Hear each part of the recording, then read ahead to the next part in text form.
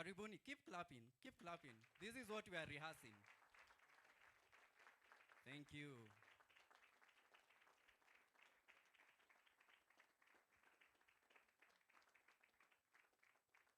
Thank you so much. So we are about to start streaming. So we will be giving you more cues once we are ready. So make sure that you follow the cues by the moderators and what they are going to tell you. Let's keep time. Thank you.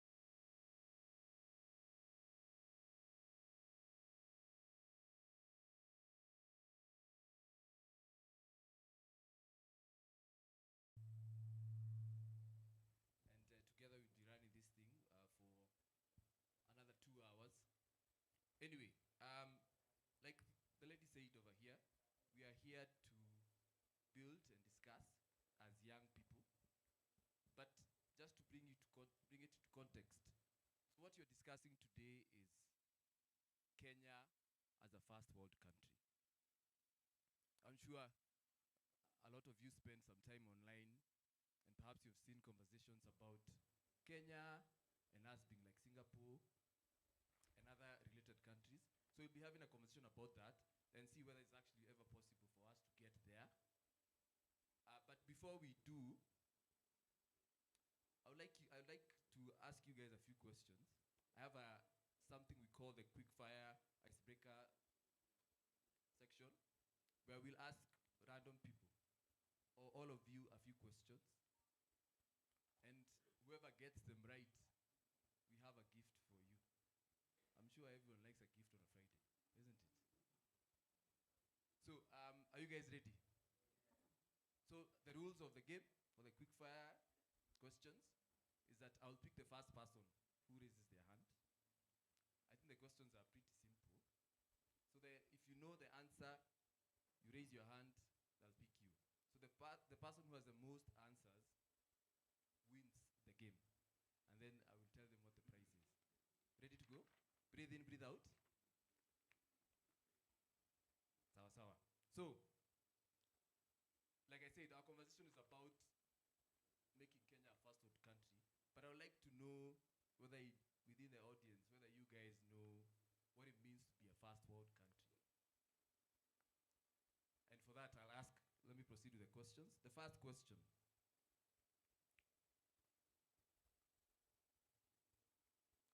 What are the two pillars, or give me two pillars that define the first world status of a country?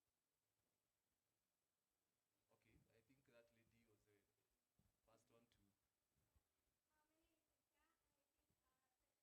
Perhaps you can use the mic as you speak. This is just a random thought. I think the pillars are the governance, and the industrialization of a country. I'm not sure, but yeah. Close, but not quite it. Anyone else wants to go? This gentleman over here. You can say your name and then answer the question. Thank you. My name is Kevin Ochingogola, though I don't feel complete. Yeah. My name is Kevin Ochingogola, a student from the Catholic University of East Africa Andalus, a youth leader in Karen Ward. So I feel some of the strong and indispensable characters are strong leadership and strong education. Education system that I think maybe like free secondary and primary education, as to that extent, maybe if we go to other countries, maybe even the university or tertiary level. I don't think so. Something like that. Still close. This lady seems to have an answer. Hi, my name is Dorothy, and I think the two parameters are the GDP and industrialization. Yes, that's correct. So we have the first answer correct. We'll move on to the second one.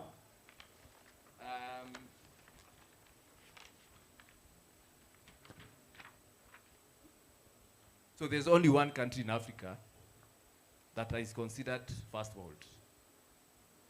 Which country is this? This gentleman was the first one to raise his hand. So start by introducing yourself. You can stand. My name is Kevin Saola. He's my youth leader. I would hazard a guess South Africa. Okay, we can do that. I'm a Ooh. We want him to finish the quick fire. Not correct. There's no question 3 now. Anyone else who wants to go? Yeah. Okay. Okay. Anyone else? This side, you guys are being left behind. Come on. The gentleman at the back.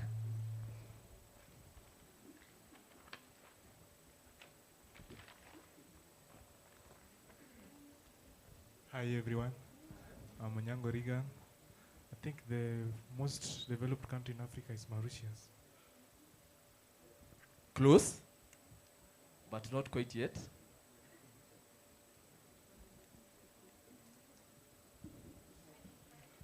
You already had your first choice.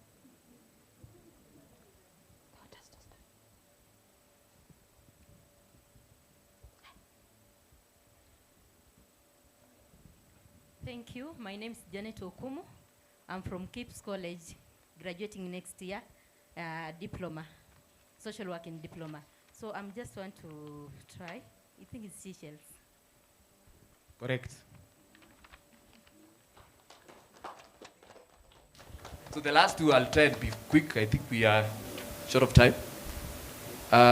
So the third question, how much is Kenya investing to become a first world country?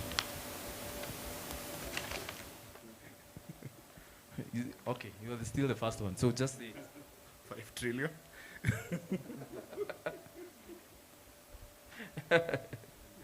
Yes, correct. And the last one, which year is Kenya targeting to become a first world country?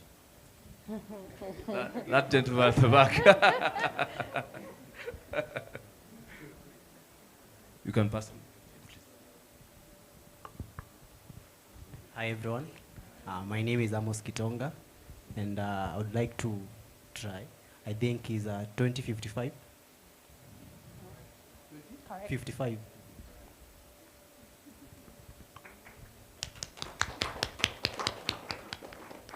So unfortunately, only one person got 2 answers correct. But since we are here with a clean heart and you're the first cohort, I think everyone who attempted to answer a question will get free airtime from me today. Asanteni. They didn't hear you. They didn't hear me. So like I'm saying, so since only one person got more than 2 answers today, so what will happen is that everyone who attempted to answer a question today will get free airtime from me.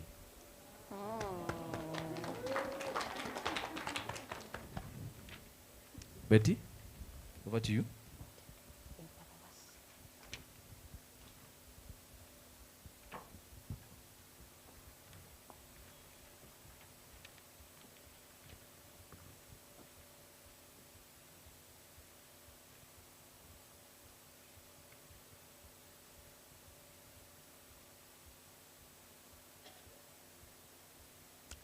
Good afternoon.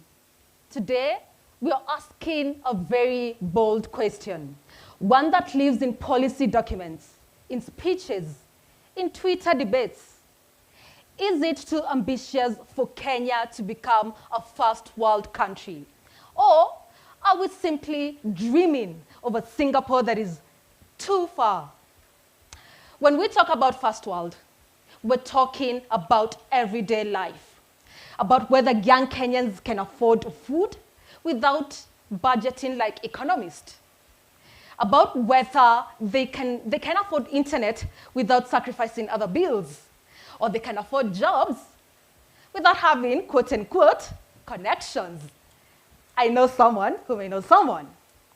So Kenya has ambition. We have plans.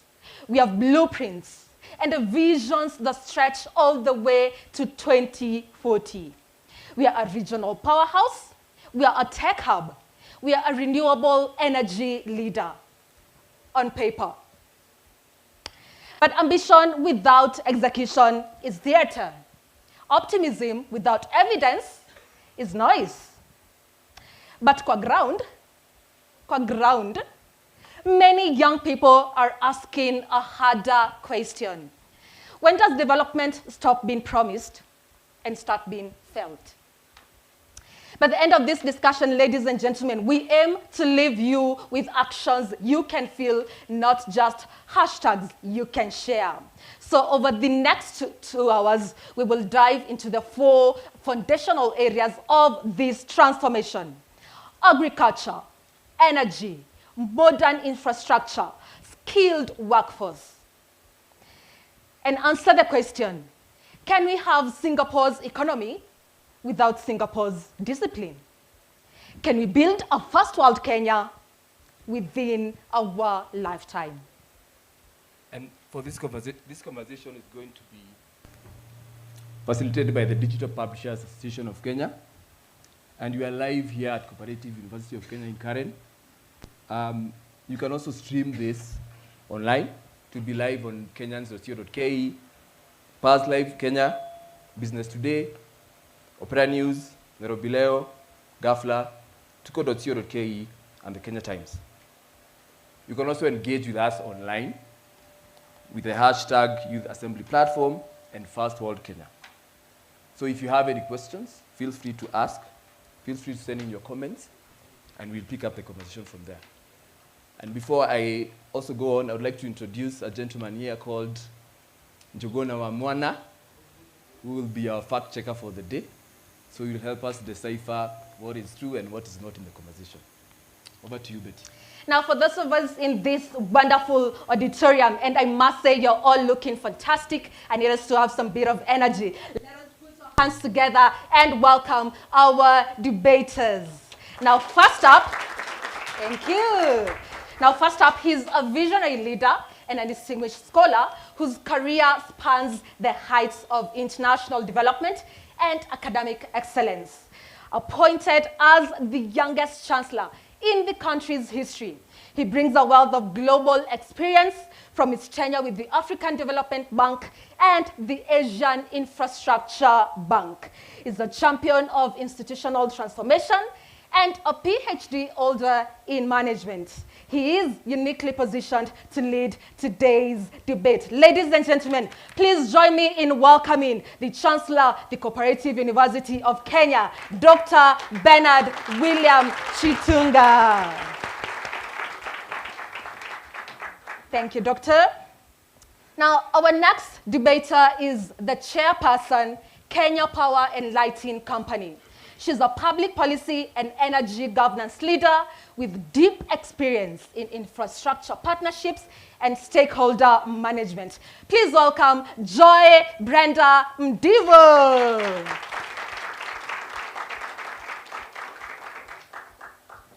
Ladies and gentlemen, our next debater is the Advisor, Justice and Human Rights at the Executive Office of the President. He is a constitutional lawyer and a legal scholar with a focus on public law and governance reform. Now, this gentleman has lived in a first world country for more than 10 years. None other than Dr. Duncan Ojwang. A round of applause. And last but not least, he is an entrepreneurship educator and startup coach who turns campus ideas into real companies. Everybody, Michael Kirui.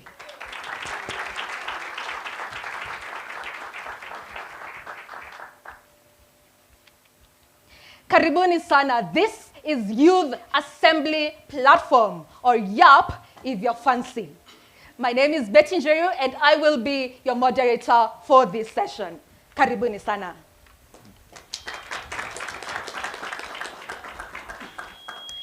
Now, debaters, today's theme is Kenya as a first world country. And this discussion will be anchored on 4 key pillars. That is agriculture, energy expansion, modern infrastructure, and a skilled workforce. Now, I do have some ground rules for you as our debaters. We ask that you keep the discourse respectful and that we also respect time. And to our audience, we ask that we keep this conversation as lively as we can and our energy high. We want to engage, we want to hear your thoughts. To help me run this discussion, I will be assisted by my co-host, Anthony Irari, and our in-house researcher, Mwana Wanjogona. A round of applause.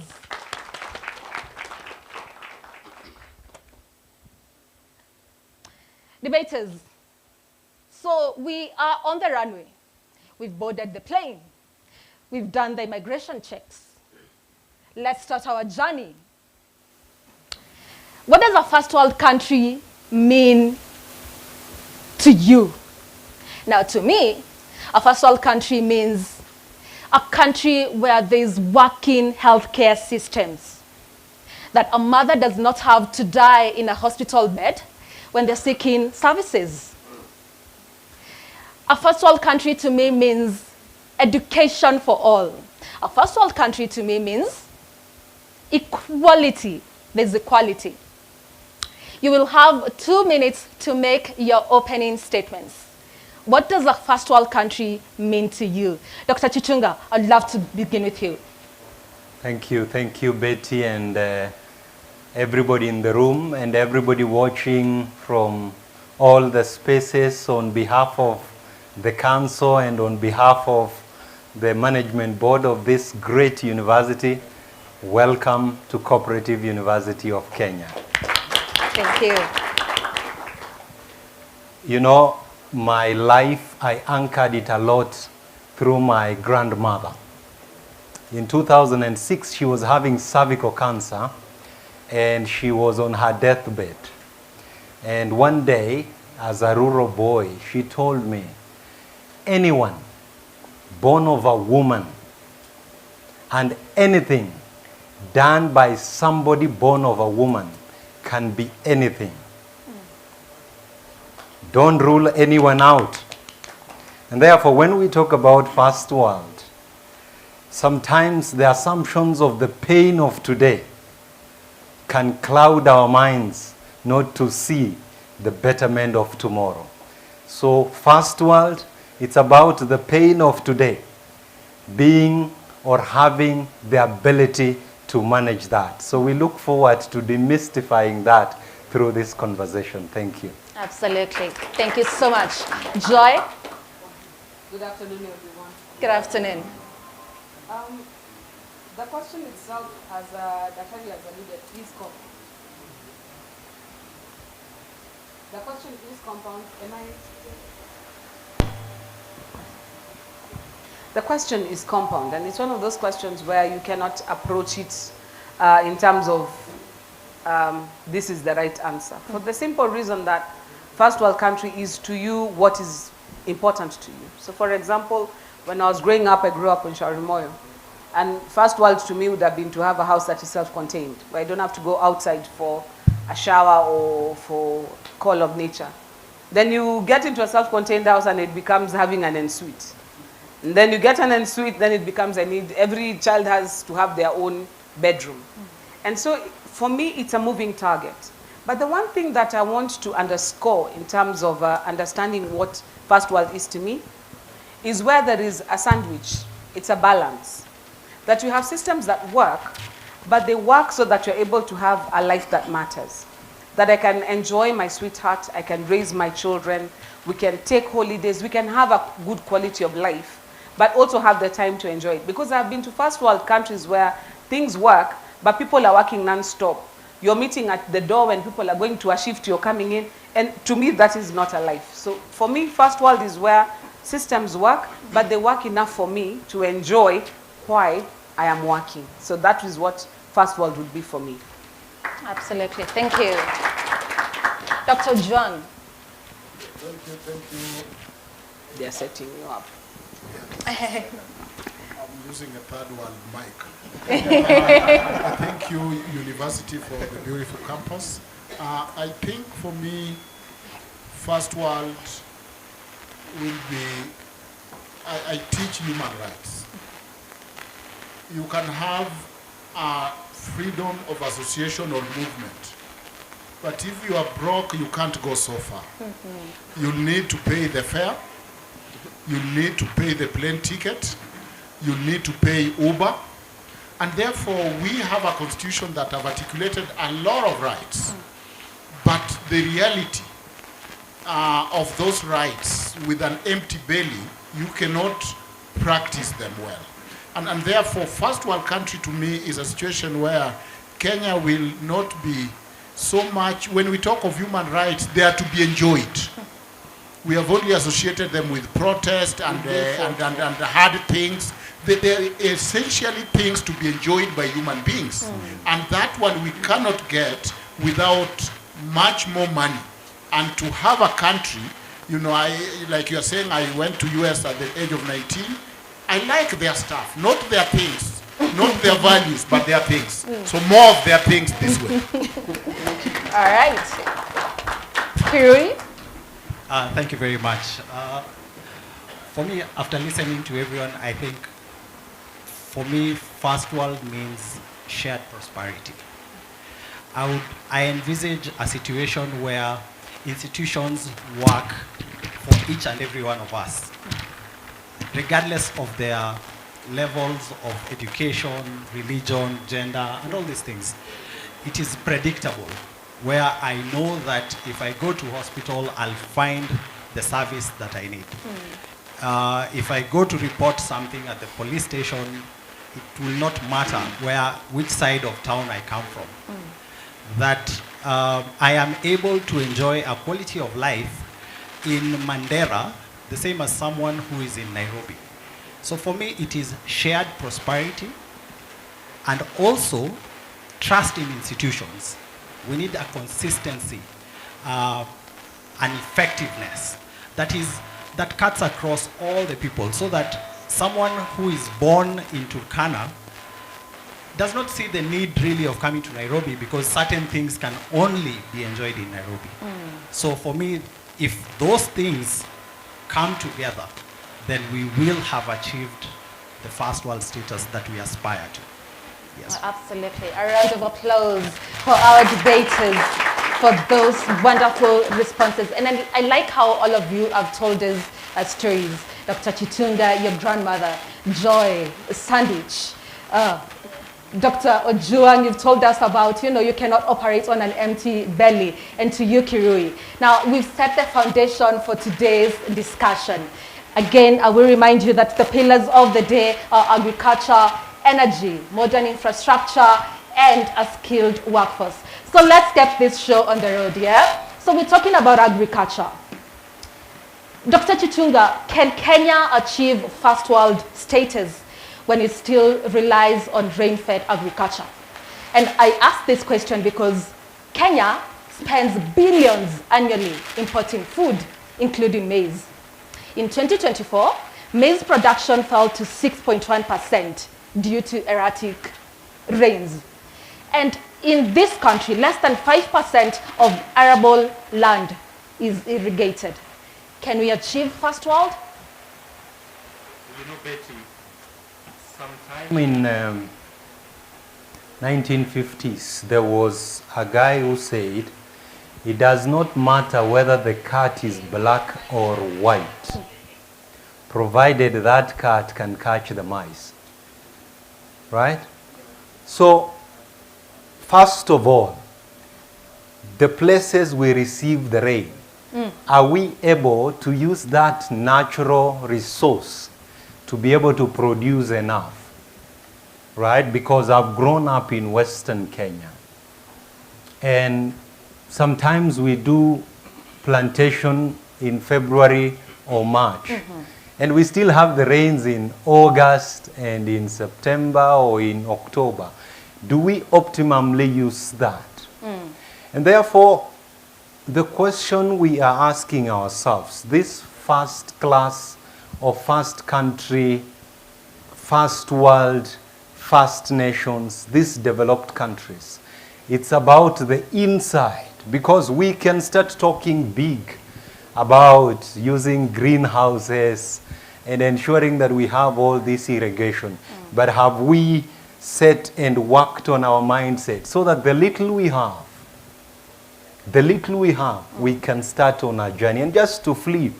Because Singapore asked themselves, what did they have? They said we only have 1.3 million people and a small island. So first of all, we need to ask ourselves, what amounts of rain do we have? We have this. So the whole of Western, Central, North Rift, South Rift is able to feed this country well enough before we start. So you have to go back to the basics before we pull to the next level. So our agrarian revolution needs to be consolidated enough. Then we can be able to continue on the journey to mechanization and to coming to the levels where we want to go to. So what you're saying is we need to put some things in order first before we can achieve first world. Joy, is this failure, is this a policy failure? Is it a climate issue? Is it a governance problem? No, it's a little bit of everything. Let me just pick it up from where Dr. has left it off. What do you have in your hand? This is something that I see in the Bible when God was asking Moses. All he had was a staff, but with the staff he was able to liberate people and lead them to the promised land. We've had stories of countries like the United Arab Emirates or like Israel that are basically desert, but they've been able to pull, you know, something out of nothing. So when I look at what we have in Kenya, we have plenty. We have plenty, but the problem with having plenty sometimes is that you get too used to it. For example, in Kenya right now, even with the little that we're producing, about 20-30% of that post-harvest losses. Yeah. We don't conserve even what we have created. Why? We don't have good storage, we let it get contaminated, poor infrastructure means transportation is a problem. It's little things that make us lose the plot.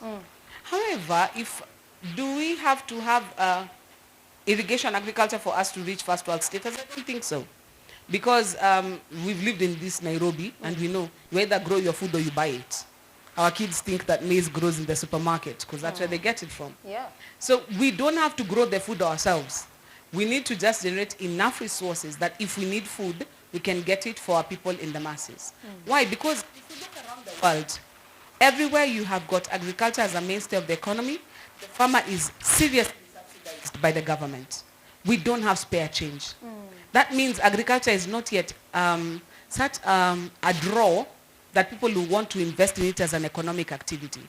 So is it better for us to buy cheap food from somewhere else? Maybe that's a conversation we need to have. Look at our arable land. Let's take, for example, a neighboring county, Kiambu, some of the best arable land in the country. What do we have there? Flats. Are we even thinking strategically about where we are putting some things? Because if you look at, for example, a country like the UK, they intentionally zone their lands so people settle in villages and leave agricultural land for agriculture. In Kenya, I don't think so. Kila mtu mogodane title. Once you have your title, you do with it what you want. Whatever you want. So unless we start thinking different and making intentional steps. So if we talk about land consolidation, affordable housing is happening. How many of us are willing to leave that 2-acre plot that our father left us, move into an affordable housing plot and let that land produce food for the rest of Kenyans? Our mindset needs to change. That's where I would start. Oh, wow. Thank you. Let's appreciate that point.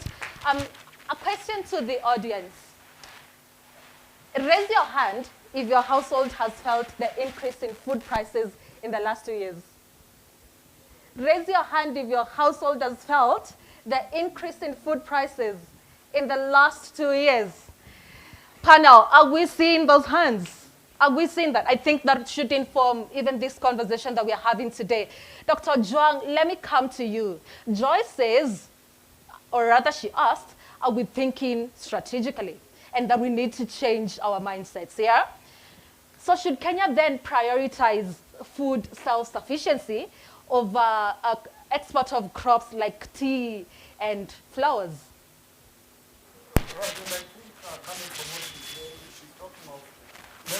Of our comparative advantage.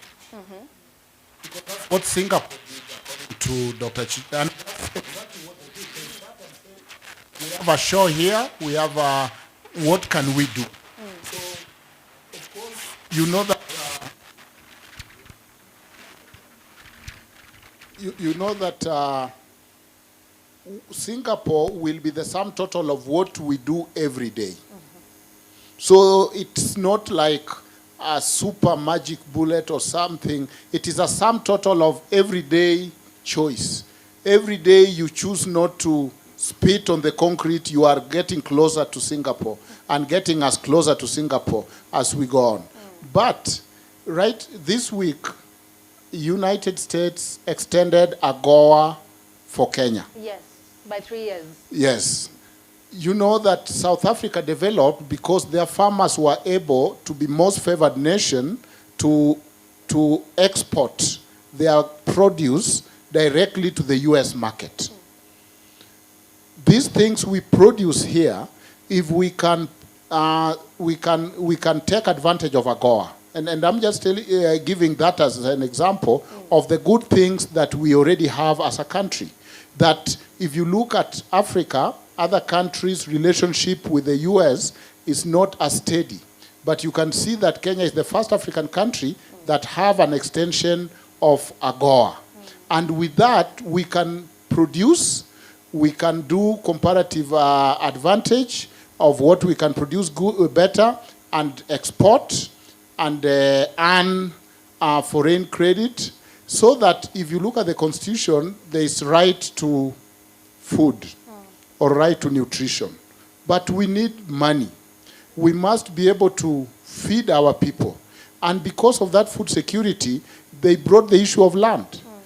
Kenya bill has reached where the discussion, other people have huge land that they are not doing anything about.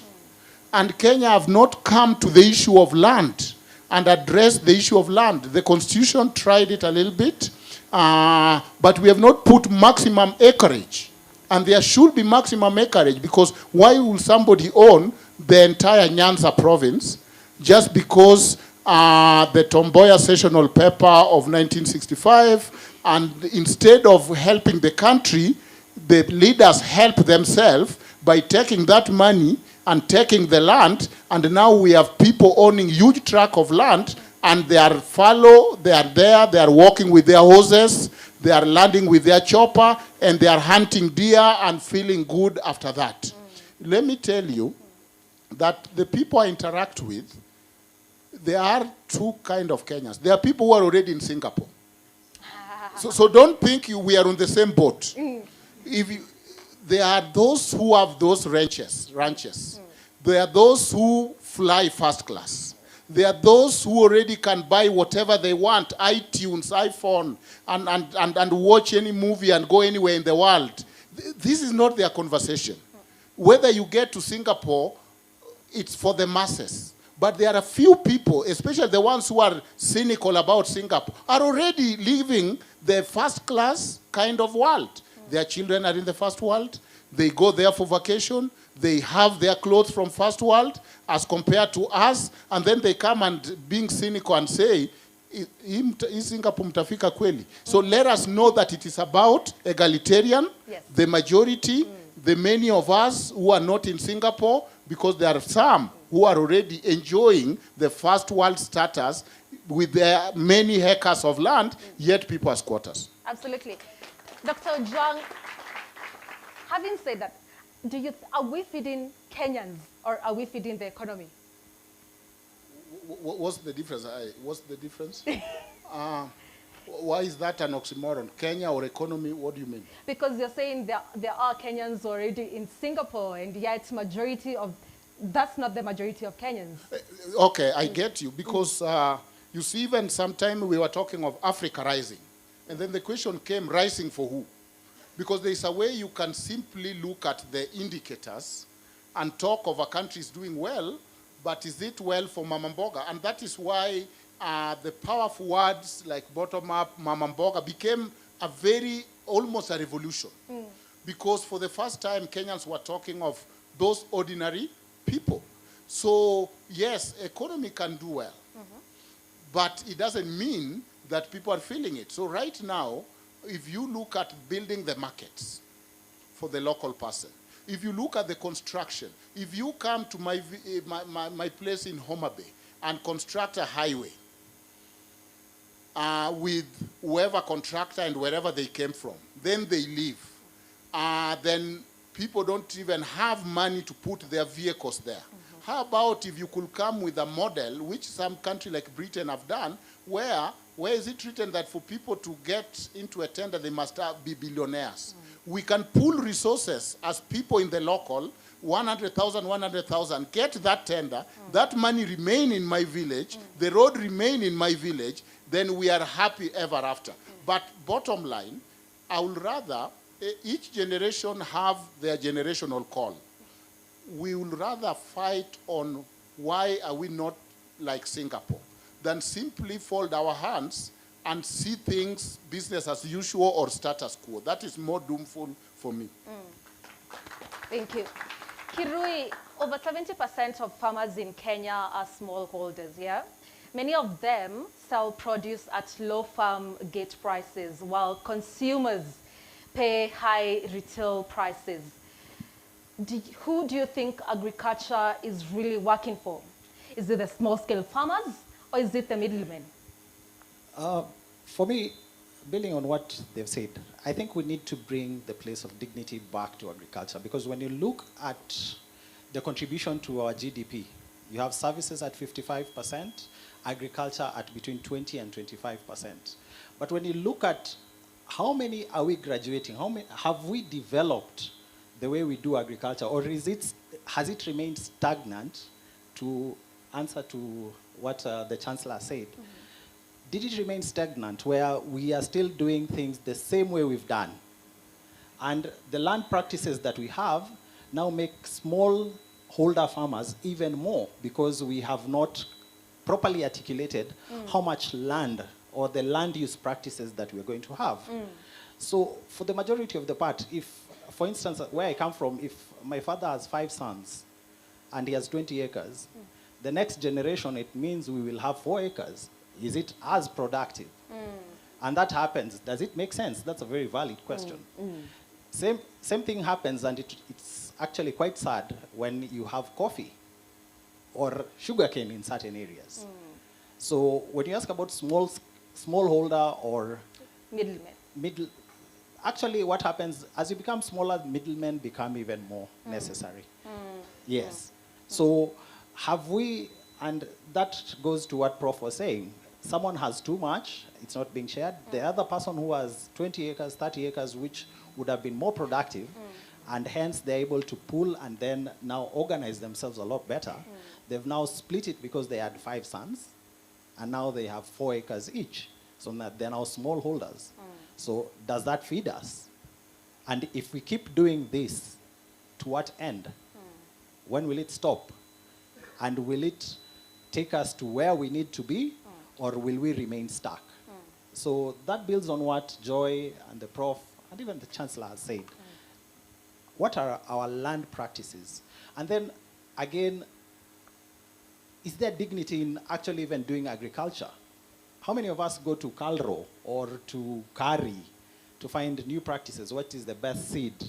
Are we investing in the capabilities and the human resource to be able to take us to a level where we are able to do agriculture in a sustainable way? Yes. Joy, I saw you nodding so much in agreement. You want to say something? Yes, in agreement, and also just to put a spin on it, as Kenyans, we also need to start thinking more away from let the government do this, let the government do that, let Calro, let Kemri. I'm taken to what Bishop Masika does in Iata. So he has this operation, he had this operation Molio Out. So just quickly how it works. He decided that enough is enough. He saw something on the news about a lady in his Ushago who they got so hungry, they killed a dog. That's what they had for dinner. And that just broke his heart. And he went back home and told people, okay, it doesn't matter what you have. What we are going to do, we're going to work together. So what do? He, because he has summered a little bit, he's in the city, find the market in Agoa or wherever. Get a good market. What are their specs? What do they need? They need capsicum of this quality, or they need chili peppers of this quality. Okay, fine. So go get that seed. Come back to the village and tell everybody. What we are going to do is all of us in our cooperative, because they form but a cooperative, all of us in our cooperative are going to plant this seed. We're not going to use fertilizer, we're not going to, and they all cooperated, over 1,000 farmers, some with 1 acre, some with 5 acres, some with 3 acres, and they all plant whatever they have agreed. When the day for harvesting comes, you don't have to look for the middleman to sell your 1 acre. Because all of you, your harvest is getting ready at the same time, the buyers come to them, buy, and they go and export. And you're saying now these days when you look at the airplanes going over Yatta, we are not thinking of where are those people going. We are seeing there go our chili peppers, and the dollars are in our pocket. What did they do? They also formed the cooperative. So when the money is paid out, even if I gave 1 acre, because of the economies of scale of all of us, I got the same price for my 1 acre as somebody with 20 acres got. What does that do? Everybody has got shared prosperity. What did they also do? They formed the cooperative, started the AFOSA. So they put all their money in their own cooperative. So they're not taking it to the bank. So if you need a loan, you are loaning yourselves and you're paying yourselves interest. What happened is that entire village, see me Nichewa Kenya Power, we had refused to give them power before because they couldn't afford to pay for a transformer. They went ahead and started producing their own power from biogas. Guess what we did? We took the transformer ourselves and asked them if they would consider being our customers. Because once you start pulling yourself up, people want to associate with success. And so those guys decided we will not die here, but it took one neighbor working with another, collaborating with another. But what do we do now? If I get good seed somewhere, I plant it myself. You there, you're planting your other bonoko seed. The cross-pollination happens. Both our crops fail. We blame each other. Oh, you put magadi in my shamba, that is why my things are not. Oh, it is obulosi, the village people have got me. Mindset. That's why I keep talking about, we want to get to a place, yes. But as Kenyans, we have to, because the middlemen you're talking about take real advantage of the smallholder farmer who can get his crop to the market. That guy hasn't slept looking at I saw the guys on the news yesterday chasing birds with fire. I was like, surely in this day and age, we are still using fire to chase away birds from our shambas. Mindset change so that we embrace a different way of doing things. Absolutely. Dr. Chichenga, quickly, before we come to the audience, I could see you also making a face, you know. What would a first world agricultural value chain look like in Kenya? You know, Betty, quickly. Yes.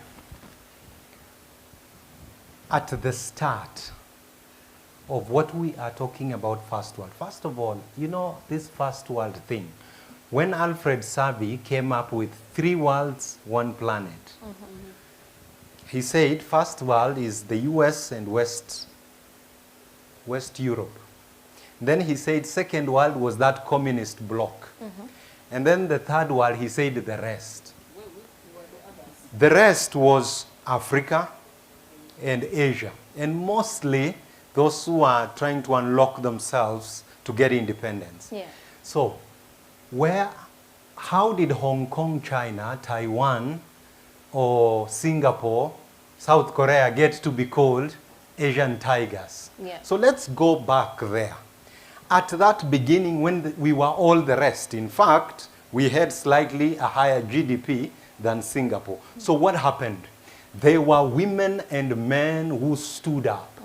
Like the founding father of China stood up on that day and said, the Chinese people have stood up, have risen. There was the founding father of Singapore who asked the question that my people, the Indians, the Chinese, and the Malaysians, we are 1.6 million. We are just an island. What do we have? Then they said, we are between Europe and Asia. We have position. Therefore, it all starts with leadership. At the top, where a woman or a man will lay an ambitious vision with courage, with clarity. And then now that, those countries, the rest, how they started is that this man then builds a smart government. The smart government starts to enable private sector, it starts to open up for civil society, and it starts to ensure that there is an enabled environment. And then those men ensure that people go to school. So all these things we are talking about fair, about having ngombe around our ngombes, and all these things. We get people to school. Once we get people to school, people will do the right thing. Sometimes we go to school, but the school does not go through us. And you wonder, these things that we are doing. And therefore, the leader of this country has set forth a vision. And therefore, the question goes to Dr. Juang as a senior advisor. Yeah. First of all, did he go to school well so that school went through him, so that then he can run with that vision? Then Joy, as the chair of Kenya Power, offering leadership to the distribution of power in this country. Is she able now to cascade that vision down? And all of us, myself, given the responsibility to get this university to be an elite. It calls for courage. It calls for discipline. That's what happened in those countries. That is why today, China, in one generation, where it was in fact, there were only 10 poor countries below China 40 years ago. 10. That means it was one of the poorest. But today, is the second largest economy in the world and the first in purchasing power. So leadership, leadership, leadership, and everybody else towing the line. Let's appreciate that point. I want to bring in my co-host now and just to take some questions and comments from the audience. But a reminder to all of us here in this auditorium today, the hashtag to use is Youth Assembly Platform and First World Kenya. Anthony, what do you have for us? Like the Chancellor has said, leader, leader, leader. So who wants to lead in asking the first question? Yes. So start by stating your name, and then keep it very brief. You can address whoever you want to address in the question. Thank you. My name is Eunice Mburu.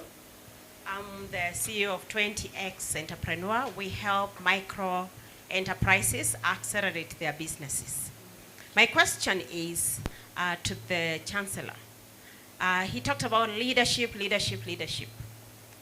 When you say leadership, is it the president? Is it only Joy and Dr. Ojwang, the leaders? And what is the role of the citizen as we call upon the leaders? What is the role of the citizens? Chancellor, hold that thought. We will take another question before he goes to proceed to answer. So I think we have asked one from this audience. Is there anyone who has a question on this side? So there's a lady at the back.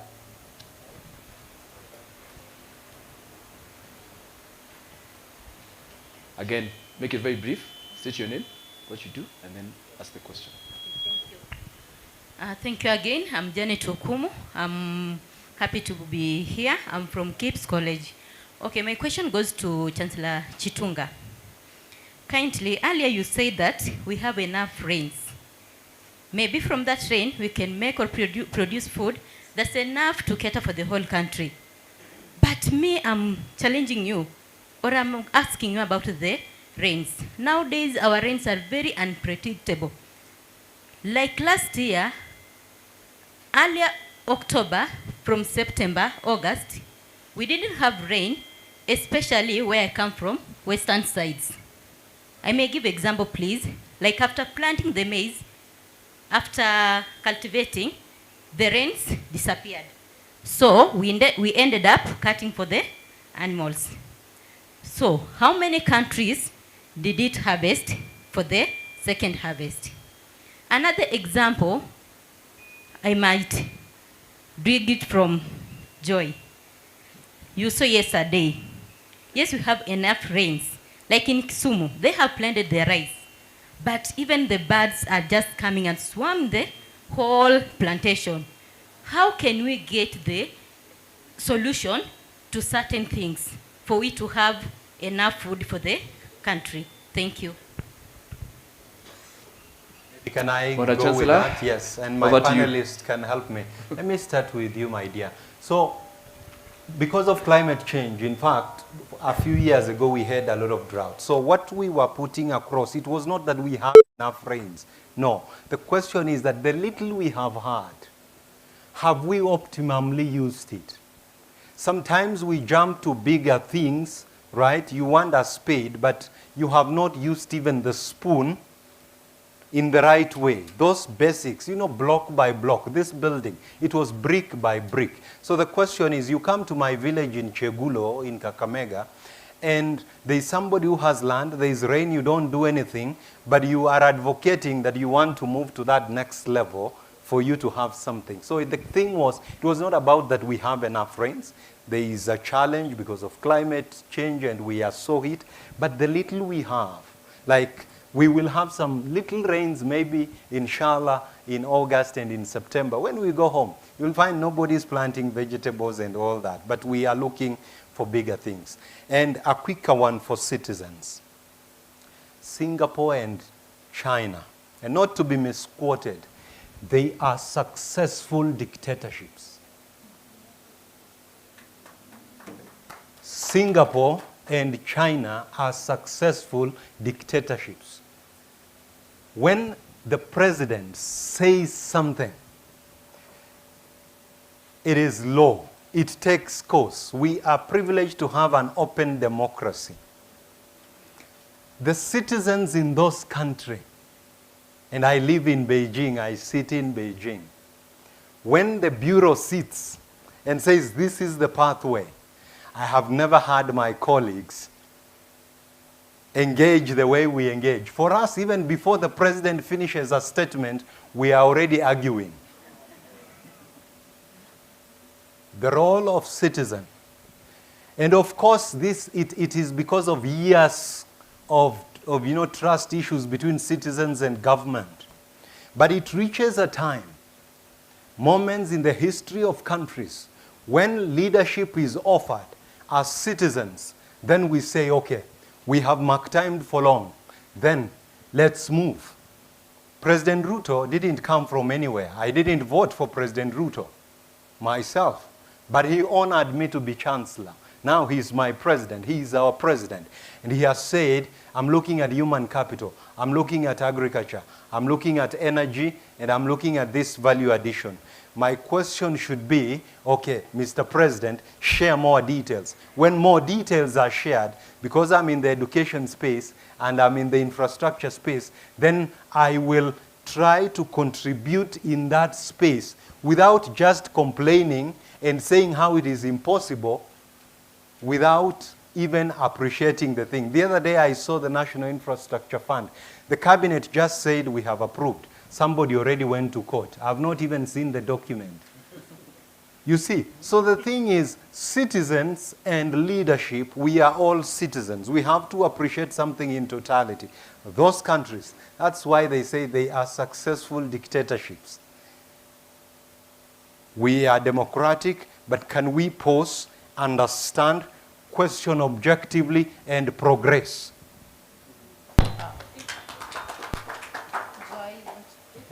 Add something about the question that my sister asked about what do we do with that little rain. I gave the example of Yatta earlier. One of the things that they do in Yatta, as you know, Yatta, Ukambani, water is a problem. But they realize they get 1 or 2 major rainfalls in a year.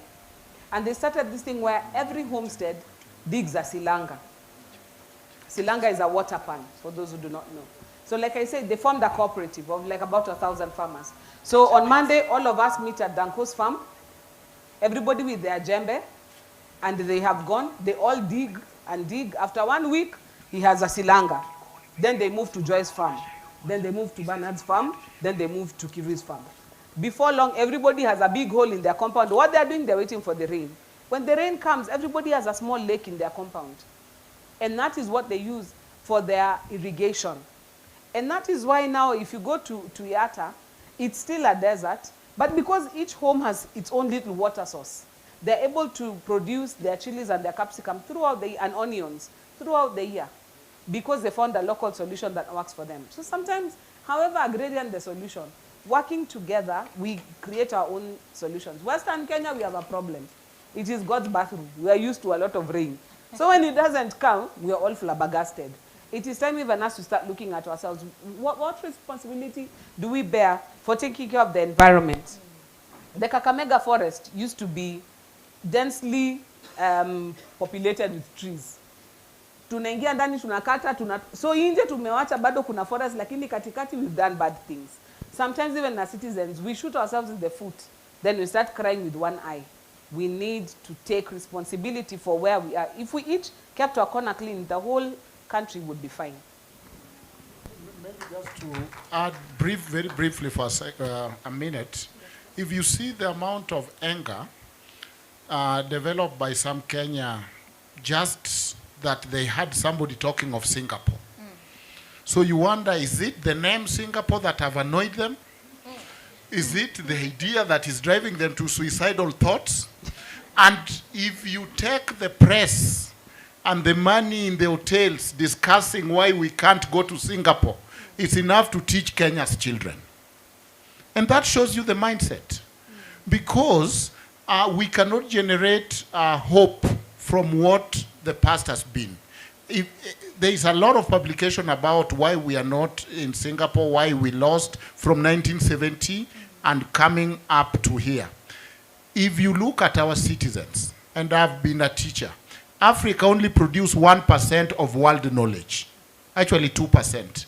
And that 1% is between Nigeria and South Africa.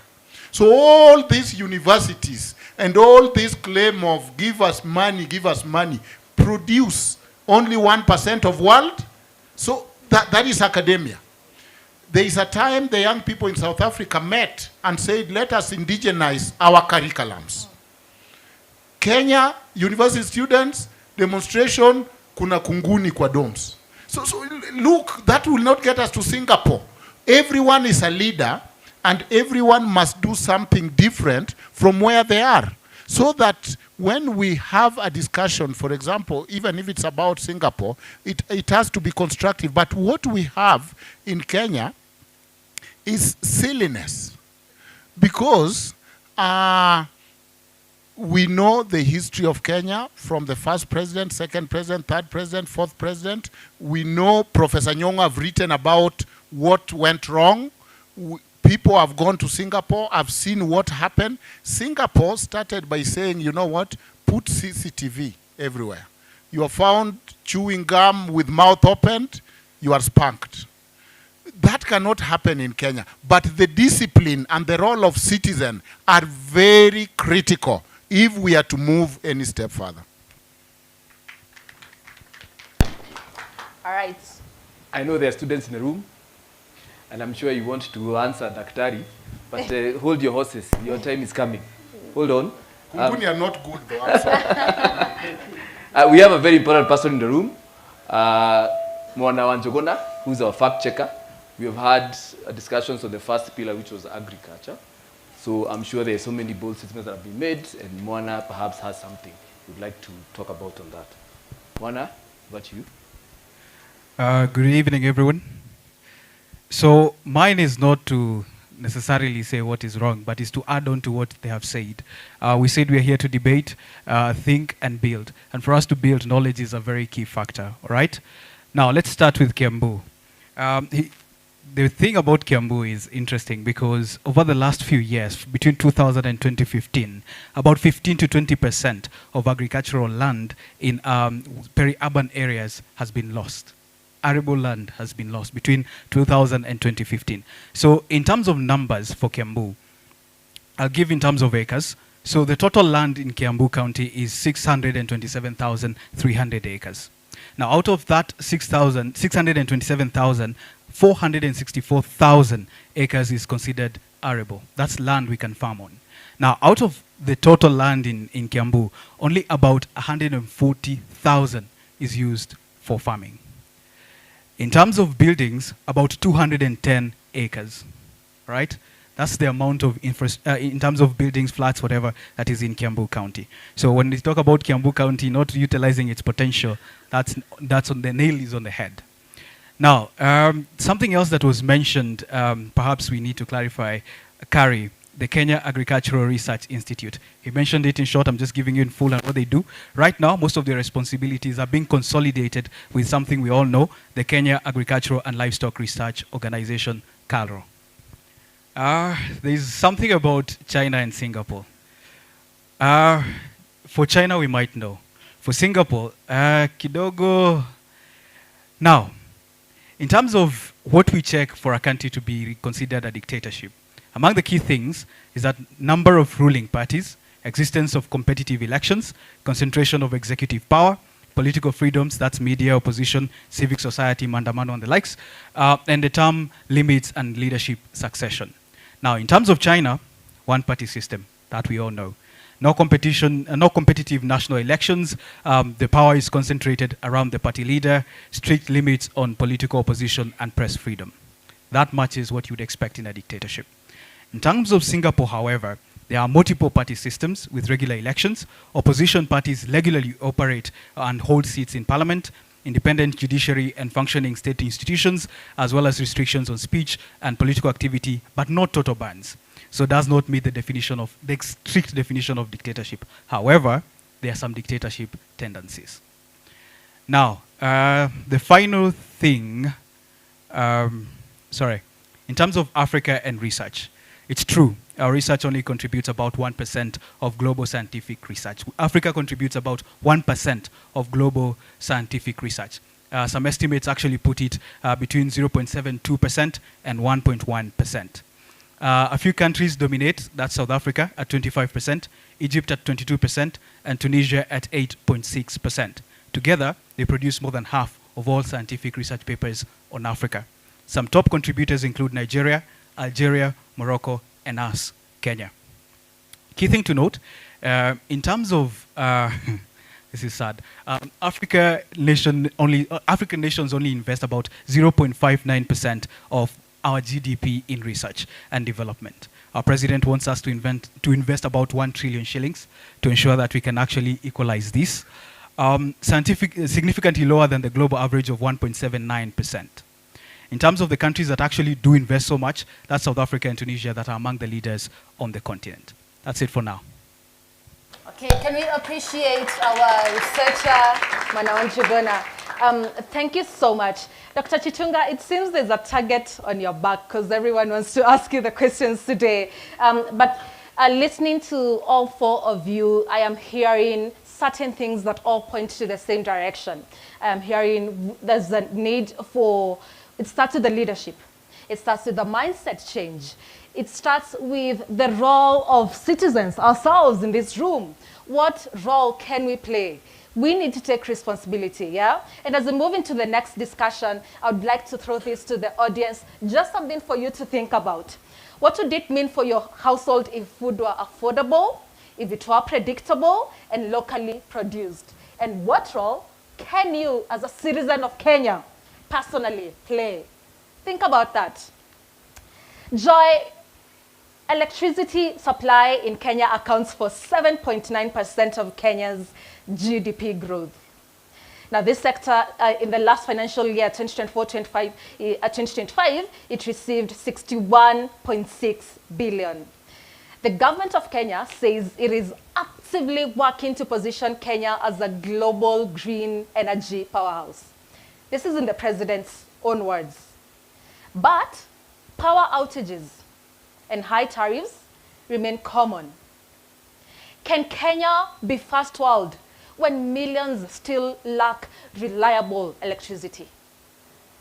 You know, you've asked a few questions in one.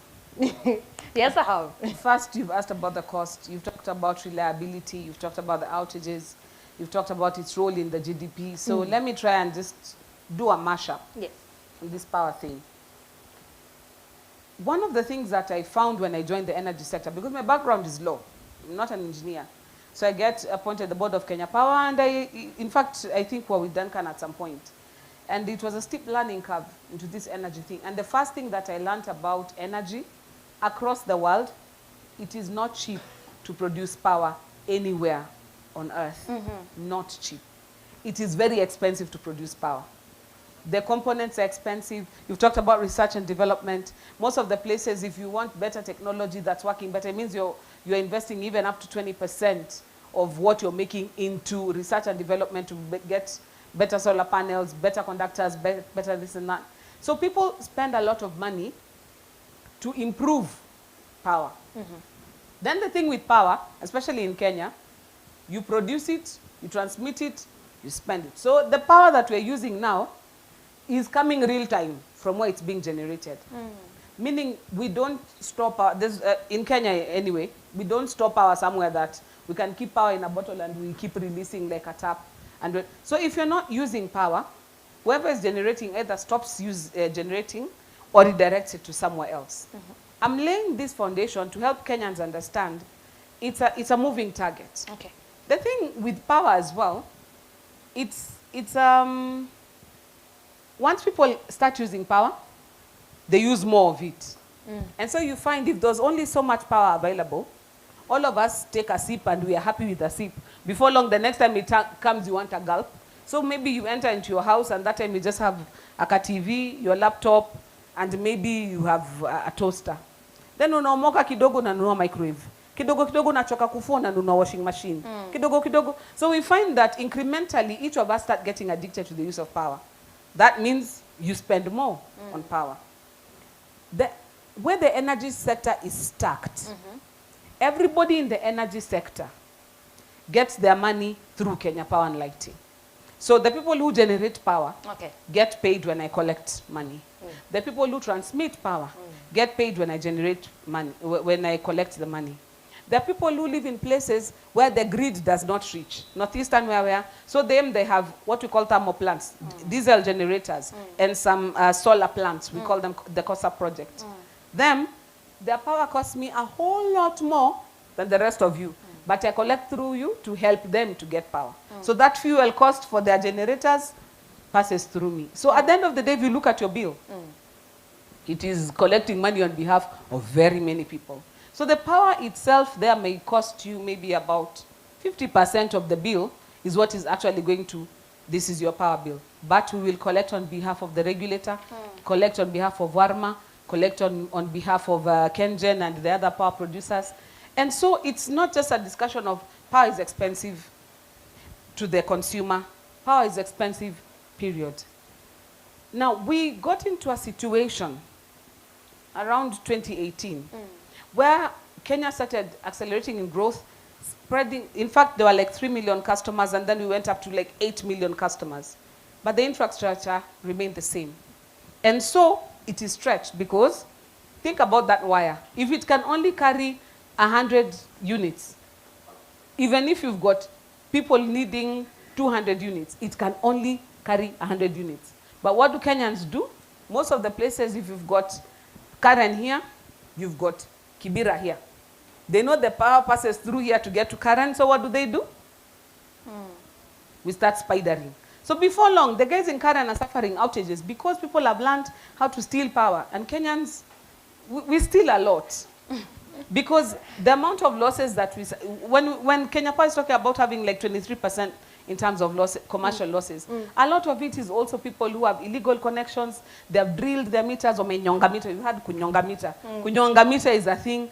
And when that loss happens, EPRA allows us to recover part of that loss from the rest of you who are still paying.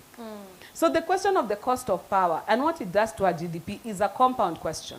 If I flip the coin to where Ojwang was talking about earlier, I've been in countries where the cost of power is a lot higher than ours. But because it is reliable, it is there all the time, and people make a little bit of shillings, they actually don't mind paying. If you talk to big industries, all they want is make sure it's available and it is constant and it is consistent. That is their priority. Because once you have power that is consistent, I'll keep my factory going, I'll make the money back.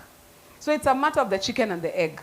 We want to help our domestic customers, but at the same time, because all of us are sharing one grid, the domestic customers sometimes make it impossible for the grid to remain at a place where it is benefiting everyone. But we are getting better at it. When I joined Kenya Power, I would spend nights at the National Control Center because we've had a national power blackout. I think nishaenda kesha tatu huko. This last year, 2025, I don't think I went there even once. Not for the kesha anyway, and for other things. So we are getting better, but a lot of money needs to go in investing in expanding our grid. So just to finish on this point, we've hit over 10 million domestic customers now. These are the guys, the homes. Kenya overall, we are about 78% coverage. Where we are, fact checker, you call electricity. Okay, we're 70 something. We're 70 something. But I think we are up to 78% coverage, if I'm not wrong. Yeah. But we need more we need more industrial consumers to come into the market rather than domestic consumers. Now, why I'm slowing down here is because Kenyans only look at power in terms of facilitating life. But for it to drive the economy, we have to attract industries to consume more power. As it is, because of the quality of our grid and the disruptions, most factories, because they need more consistent power, they're leaving the grid and they're doing something different. What does that do? It means the guys who are actually paying me money to cross-subsidize the domestic are no longer my customers. And so can I afford to make things cheaper for the domestic customer? I can't. So my plea, so for example, like this month, we've lost over, I think it was 40 transformers to vandalism in Nairobi alone. Wow. Once you vandalize, that thing cost me 2 million shillings to replace because when a transformer has been vandalized, KP is the one that replaces it. One of which? Across the country in the first half of this year, we lost 500 transformers to vandalism or overload that caused it to blow. Each costs me 2 million shillings to replace. That is 1 billion shillings that has come out of my pocket that is going to be recovered from all our bills. Kenyans, we need to stop shooting ourselves in the foot. It's like I keep saying, mindset shift. Wewe unachukua waya unakunja. I mean, how is Kenya? We don't have a single copper mine, but we export copper. From where? If not from infrastructure. Yeah. You're given road infrastructure, we are given electricity, and then tunakata hiyo chuma tuna smelt, ndo tunauzia mshaina anaeka kwa yani, we need to start loving ourselves a little bit more, because if we get to a place where we make the energy sector sustainable, we attract the kind of investment that eventually makes it cheaper for all of us. In one response, Joy, thank you so much. In one response, you've introduced us to different players in this entire sector. You've talked about the one who generates the power, the one who transmits, the collector, the industrial domestic consumers. Who benefits from Kenya's energy sector as is currently structured? Who benefits, or who do we collect on behalf of? Who benefits? As in who I collect money for? Or? Yes. Okay, first and foremost, of course, the energy producers. Yes. Anybody who sells me power needs to get paid. By law, I'm supposed to pay them within 30 days, but right now we are at around maybe 80, 85 days. But everybody who generates power, we pay them. So that's Kenyan and the private guys. Okay. We also collect money for EPRA. EPRA is a regulator. Yes. So they collect from petroleum and they also collect from energy. So that helps them to keep us in check and to keep regulating the prices na kila kitu. We collect on behalf of Warma, the water people. Why? Because there are some hydro plants. They charge us for using the cascades to generate power. We also collect on behalf of, who else? If you have a bill, they usually have a breakdown. Who else is on that bill? But you collect... behalf of Ketraco, the transmission company. Because the one, now transmission is a different function from ours, which is distribution. So we collect on behalf of the entire energy sector. And and we also collect Forex, the Forex exchange. So because everybody who's selling us power, even Kenyan, sell it to us in US cents.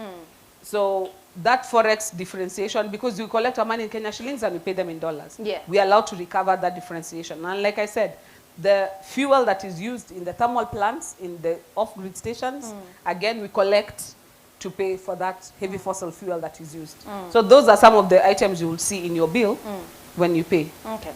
Kirui, let me come to you. Joy says that it is not cheap to produce power anywhere in the country. And in the world. And currently, Kenya positions itself as a renewable energy leader. Why do you think it is so expensive? Why is power so expensive in a country rich in renewable energy? Before you answer, okay. Renewable energy is even more expensive than fossil fuels. When you use coal, for example, your cost of producing power is almost like 5 cents per unit. But for you to produce solar, because you have to have an element of storage, it's a lot more expensive than producing. So renewable energy is actually quite expensive energy. Thing is, it's abundant. And because it is renewable, it's always available, unlike fossil fuel. So just to throw that there, over to Kirui. Yes. To steal Kiruis.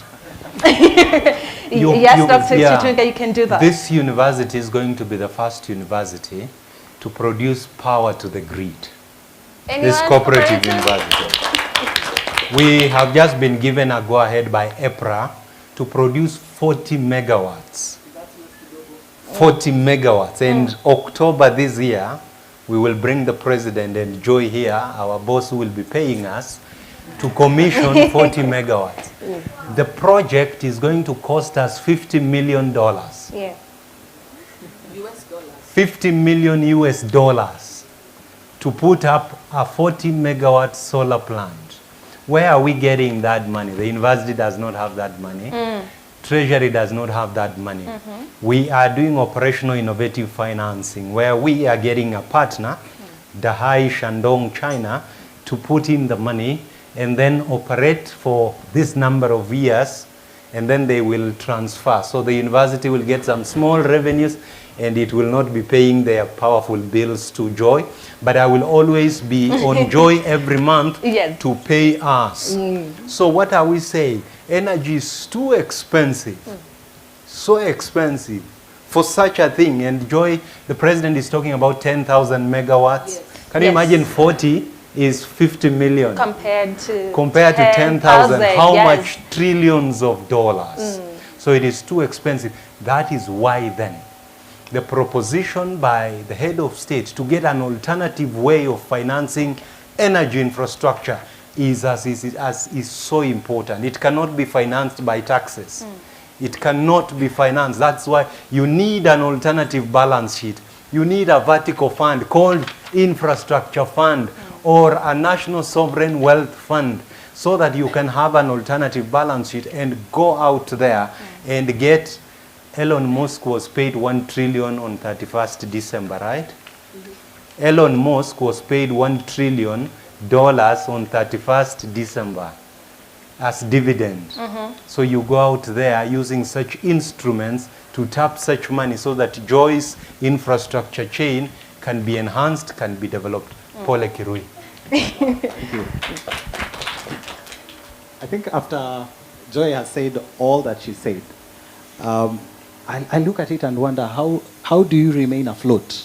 Because everyone has a handout and they expect to be paid, and you are not assured of being paid by the people who are consuming electricity. And also you've mentioned that there are other people who are leaving the grid. So I look at it and I'm like, Kenyans, honestly, we expect Joy and Kenya Power to consistently give us power. And yet Joy is telling us that we are still the same people who shoot ourselves in the foot by kunyonga meter. Some of us don't pay on time. Some of us corrupt your meter readers so that they don't do it, or when they disconnect it, we connect it back. I think Joy keeps saying these things of standards, mindset.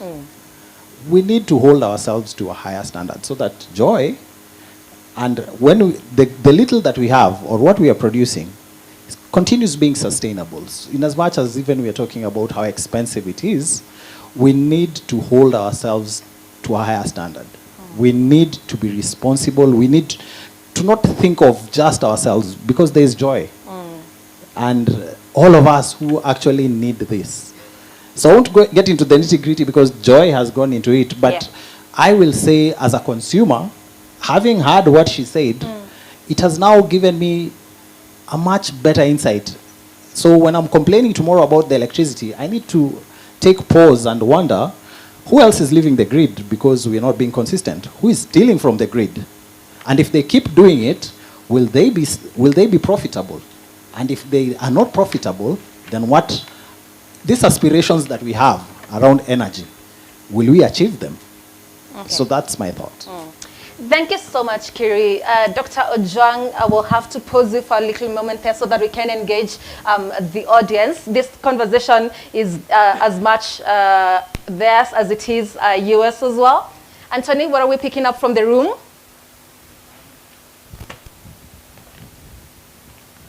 Guys. I just continue talking. Anyway, before we get to the audience, we also have an online audience, which I'll start with. For example, you have Norbert Care on Facebook, who say they're supporting this debate, which is good. Then we have Ben Lagat, also on Facebook, saying that the only problem we have is corruption. That's the elephant in the room. So I would like some feedback on those questions. But before I get to the panel, we also have a secondary panel here of young leaders, young students that also are part of this debate. So we can start with you. What do you have to say? Is corruption the elephant in the room today? Good afternoon, everyone. You can stand up. Good afternoon. I am a student of life, not one currently in school. I am an advocate in practice. Corruption is a serious problem, and I will take it from the law perspective.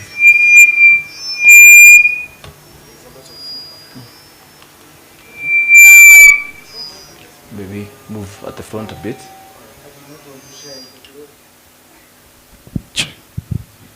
So, if you look at the way our laws are designed, if I want to purchase something, we have procurement law.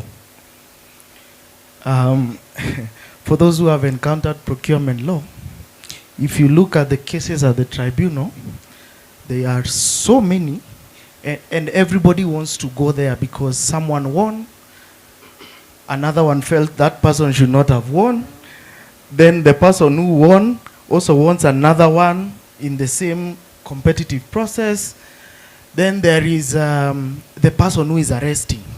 You are arresting someone who has been accused of stealing 1 billion shillings, and you earn 100,000 or 50,000.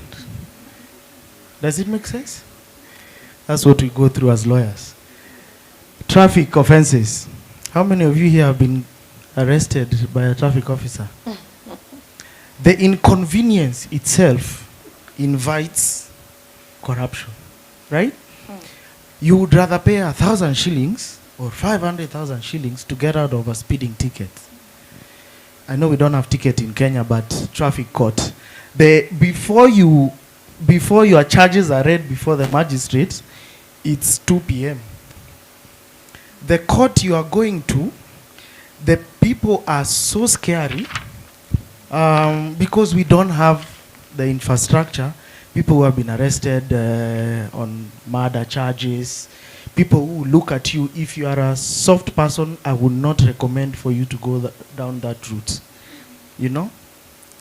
If you're looking at judges, the judiciary, where we are struggling now as lawyers because judges are competing with lawyers to practice. Yeah? A judge is seated on a bench, but he drafted the same pleadings that have come before him. Okay? I don't think you can solve that problem with law. I am practicing it. It will not work. We will not solve it in our churches. Our religious leaders have also failed. If you transfer that problem to the leadership, it will not work. So maybe we need to discuss the software of the nation.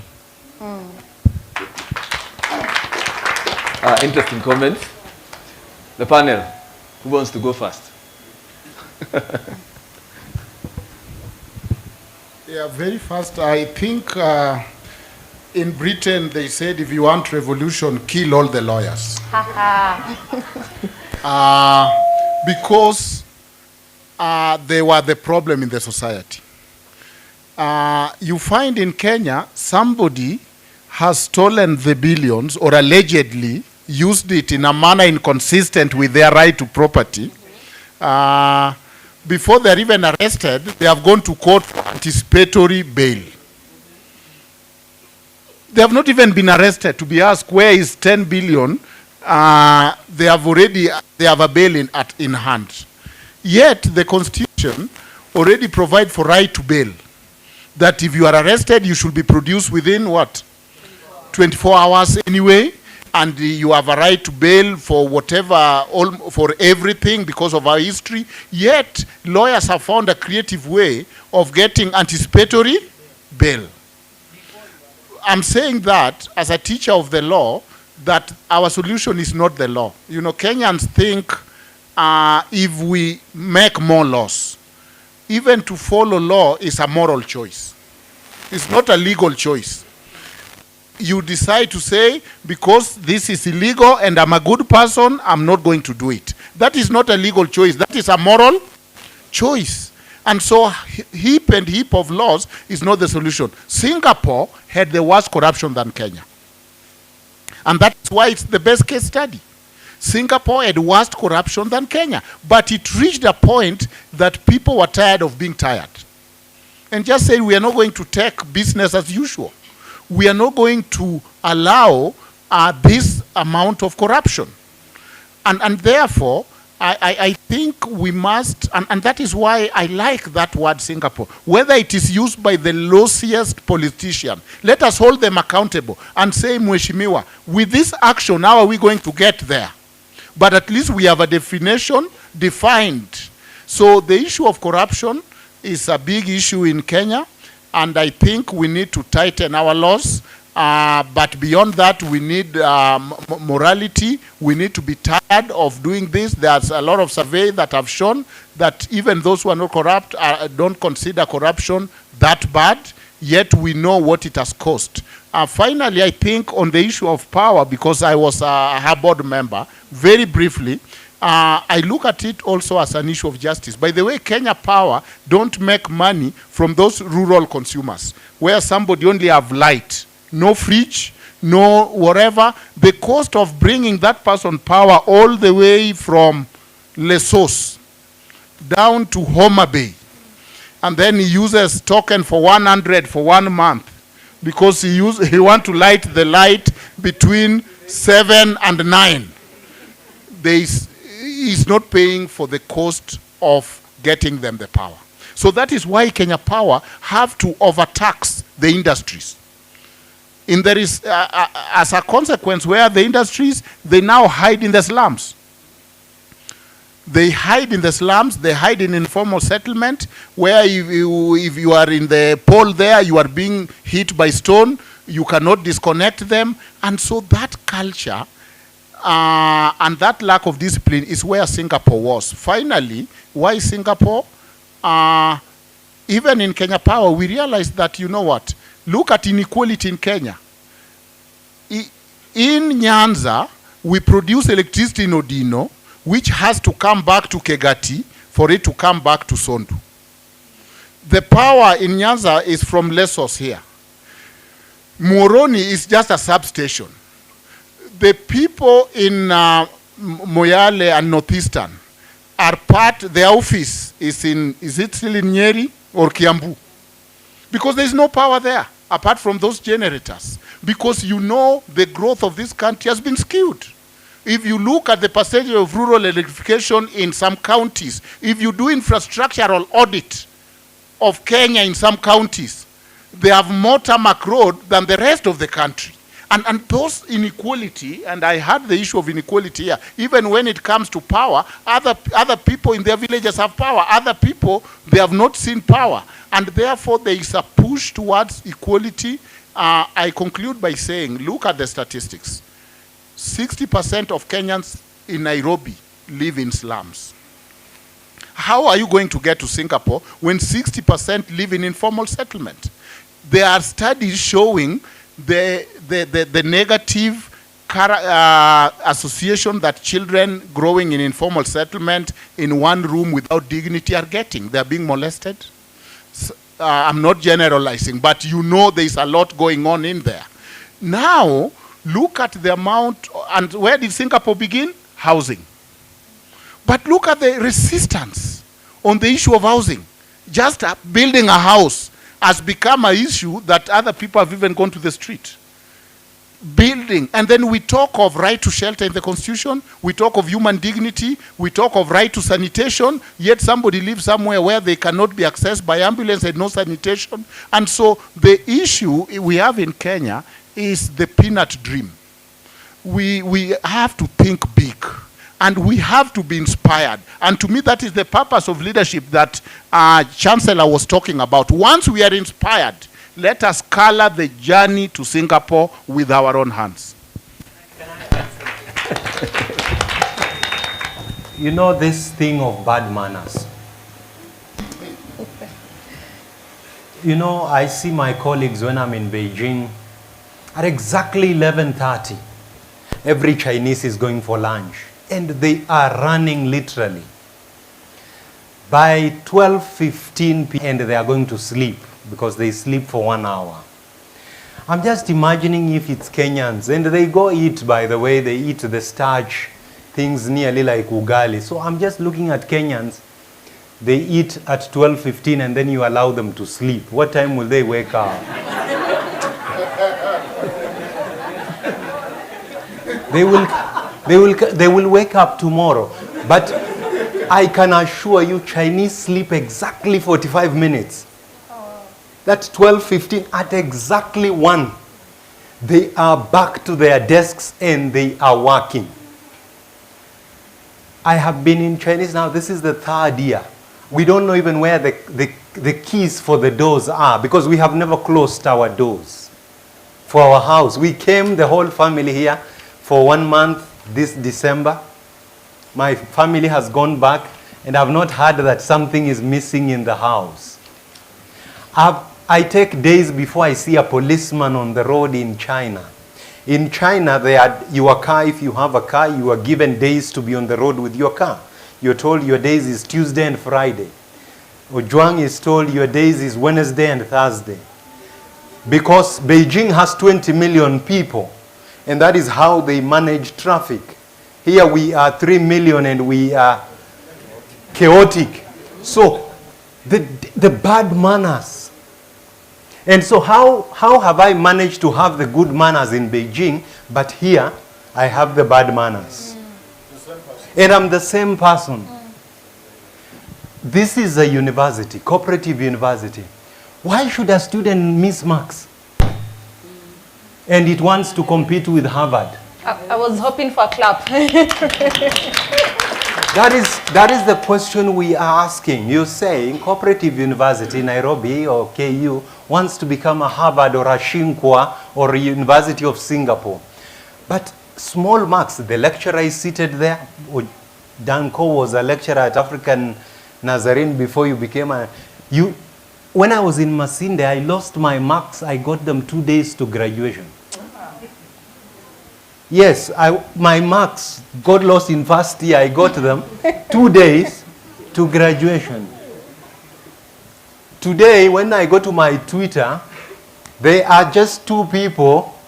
When I post something, they hit the cooperative university because they are parents of students who lost their marks and suffered, not anything else. So when I sit with my vice chancellor here in the university, it's just bad manners.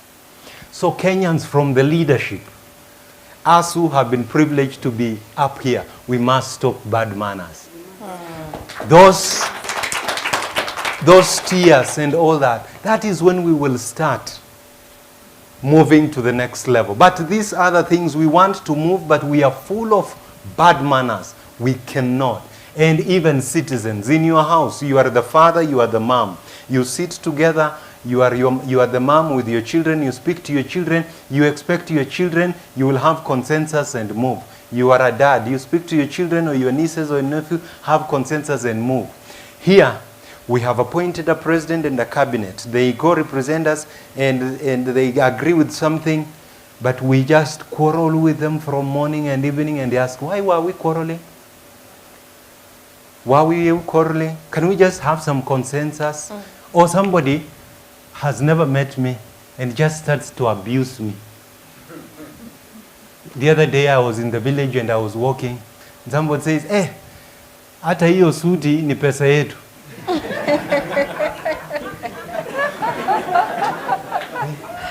Surely, let me say, Chancellor role, you are not paid even a single cent. It's pro bono. Pro bono. Right? So that person is just abusing me for nothing. Kwamba nimekula pesa yao. Na hii ni kamshahara yangu napata huko China. You see? It's a mindset thing. It's a mindset thing. The things that it's assumptions. We have a lot of assumptions. Or somebody abuses you and then when they meet you, they are like, kumbe we ni mtu mzuri tu hivi. Right? So it's mindset. It's our bad manners. So our country, it has come a time where we need to step back, reflect one more time.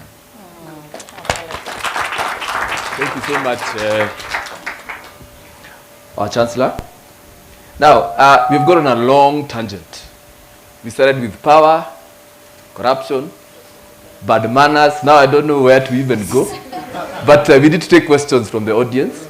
So what we'll do, I know there are many. I'll come to you guys here at a later time. So that gentleman, so I'll take 2 from this side and 2 from this side, because we are also running out of time. So state your name. Be very brief. Be very brief. Okay? State your name and the person you're addressing the question to. Thank you. My name is Joshua Okayo. I'll try to be brief, but you didn't give me a chance the other time, so I have questions that span across 2 sessions. Yeah, you said the conversation is for all of us, the audience plus the panelists. And thank you for the contributions. Thank you. I just wanted to also state that dictatorships also have flopped before. And Kenya has also had a dictatorship that never grew. So then it doesn't mean that if Kenya becomes a dictatorship, then we can become a successful dictatorship. We can be, actually, if you say Singapore is a dictatorship, then Kenya is also a dictatorship. That's what I believe. I've had a lot of mentions about vision and vision bearer and the president, trying to grow Kenya to 100 megawatts or something. I want to say that there's this illusion that all political leaders have goodwill, and that all statements they make are meant to grow us. Yet sometimes, and we know, political leaders have made political statements that serve political interests rather than public interest. And we've had people promised bottom-up pesa mfukoni. Now pesa has not gone to the mfuko, now we are on Singapore. And now we think this is going to be realized.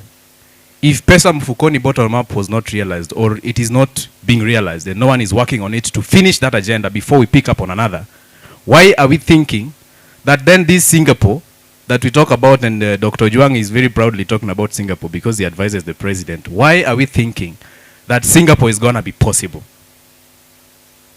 And why, yes. No, that's okay. Finally, to Joy. Joy, I know you don't produce energy, you distribute, but again, you are a stakeholder in the energy sector. You are talking about preferring industrial consumers to, these other consumers, and Dr. Juan gave them a name, living in the rural areas. From my research, we have a potential of producing power from about 19 to 20 potential grounds for geothermal power, and yet we are only currently using, I think, 4 or 5. Where is the challenge? Also, when she asked about, where the money you collect go to, you mentioned everything else, but you didn't tell us where the profit you make go to. Kenya Power made, I think, about, for the financial year ended 2025, you made about 24.5 billion, and the previous year you made about 30 billion Kenya shillings. So I think I would also be interested to know where that goes to, as opposed to the other, because this is net profit, have you made all the payments? Thank you. 18 questions. That was a gentleman. Allow me to take from a lady.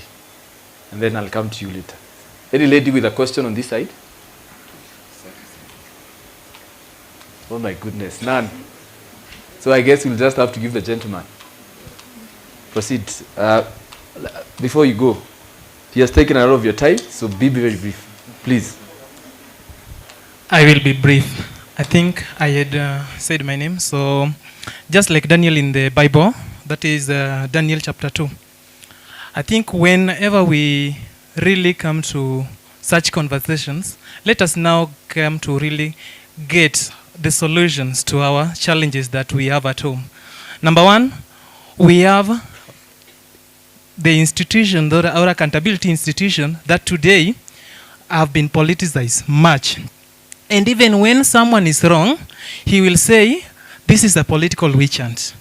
So sometimes it's very hard to know whether this person indeed has done a wrong thing, he has melted with something like this amount of money, or there is a political witch hunt in that.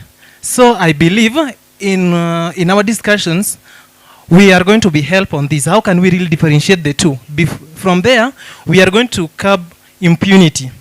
Because people are doing things in this government, and we as a whole, I'm not targeting any, but all of us, from an individual point of view to the presidency, we are doing some things that sometimes, from a moral perspective, we have lost something.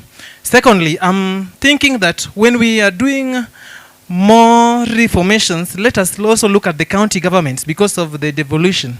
Because we are most of the time we concentrate onto the national government, leaving alone the county government, yet there is a lot that's happened in the county government.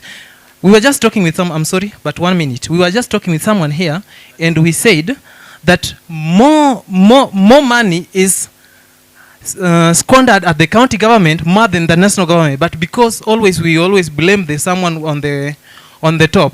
Lastly, political goodwill.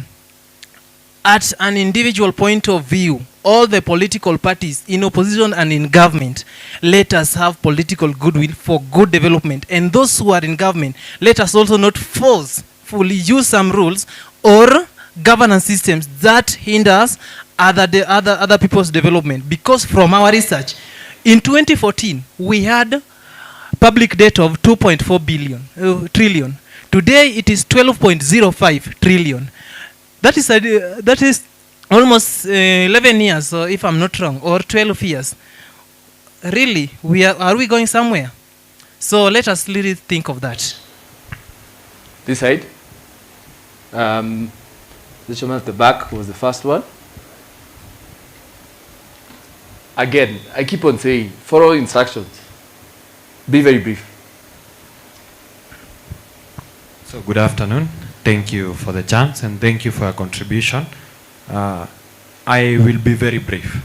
Thank you. And in real sense, I believe every generation has their role in this world. And the role of our generation in this discussion is to try and achieve that first world status. And how do I feel we are behind as a generation? In real sense, the conversation around education, you will find that our education system is not properly set up such that right now our politicians, when they are on tops of cars, they tend to quote the Bible more than they tend to quote the Constitution. In real sense, we need people to learn the Constitution. I am a strong believer that when we teach people the Constitution, we will learn a lot of things, and we are suffering as a nation because we lack knowledge on the Constitution. And when we do that, we'll be a step forward to achieving first world status, because they will not lie to us, and we'll be able to enact proper leadership, and we'll go far. Thank you. I need a lady now. So she went first. So again, state your name and be brief. Hello, my name is Gladys Karanja. I'd like to be brief. I'll be brief. My question is, how will we grow? Well, even our government is not ready to look at the laws the way they're supposed to. Please be louder. The way they're supposed to. Because one thing that Kenya has been known for is tourism. Yet, we are people who are destroying the one thing Kenya is known for, wild-beast migration, to a point that people are building hotels in the route of the animals. So how are we supposed to grow when we can't hatuwezi eka vitu zetu vizuri? So final question, again we'll take it from a lady. I think ladies have not spoken. You'll get to you. I think this lady also had a question, so you can proceed. A warm and graceful afternoon to everyone. My name is Mulinge Alice, President, African Nazarene University. Dr. Ojong was my dean in 2022. Now my question is, it seems like we are building Singapore by procuring a lot of debts. And we all understand that debt servicing takes a lot of income to pay back the debts. And this is starving the education sector, the health sector, rural infrastructure, and all that. So my question is, maybe to Dr. Ojang, how do we finance development without debt dependency? Then the other question, I want to believe that first world status is not achieved by GDP alone. We also understand that things like upholding the rule of law, separation of powers, low corruptions are very critical in ensuring that we achieve that first world status. So how do we redefine the governance structures to ensure that they propel us to that stage? Thank you. So our able panelists, in no particular order, can answer the questions. More direct. The power ones. Where do the profits go when we declare all these massive profits? First and foremost, the thing with these profits, you need to understand is the government is our biggest shareholder. And so when you declare profits, you pay them first before you pay anybody else. So our profits go to our shareholders. So by law, we have to split any income that we make, we have to split with our shareholders. Profits go to reinvesting. in the business. Our grid is old, like I told you. It's over, this year we did 104 years of Kenya Power. There are some lines in this Nairobi that are that 104 years old. They need updating, they need replacing. When I was talking about replacing failing transformers and other things, that comes straight out of our pocket. So any money that we are making is getting back in the business. So actually it's those things where you tell yourself, yeah, I made 30 billion, but if you come to look for 30 billion sitting in the account, aguna, because it keeps going back into the business. So if I was going to charge for power in a manner that created a profit that would be, you know, you can tell Kenya Power imeomoka, would probably charge a lot more. But that's why EPRA exists. Because even what I charge for power is determined by the regulator. And they check to make sure that what they've said is the tariff remains the tariff. So there's the consumers that Dr. Jong was talking about. We call them lifeline consumers. Those lifeline guys consume 30 units or less a month.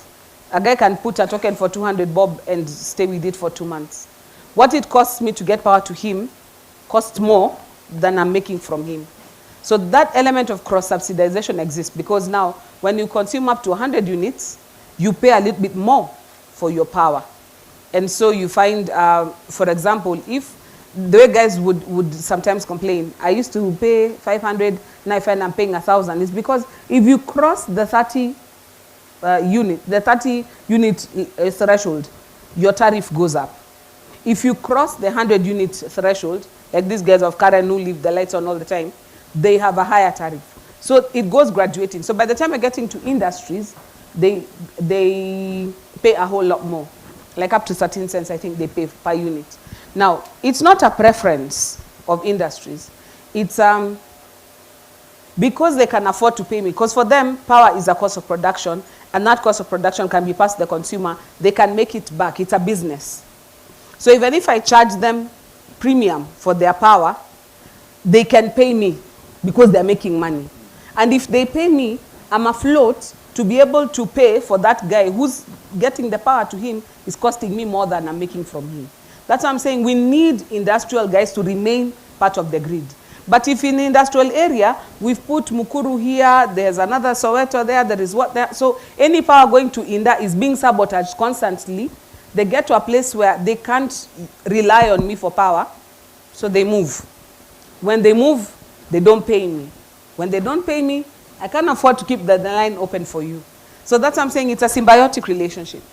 If we take care of our big ballers and they pay decent enough, then you're able to cross-subsidize. Now, what went wrong? There's somebody who asked a question like that.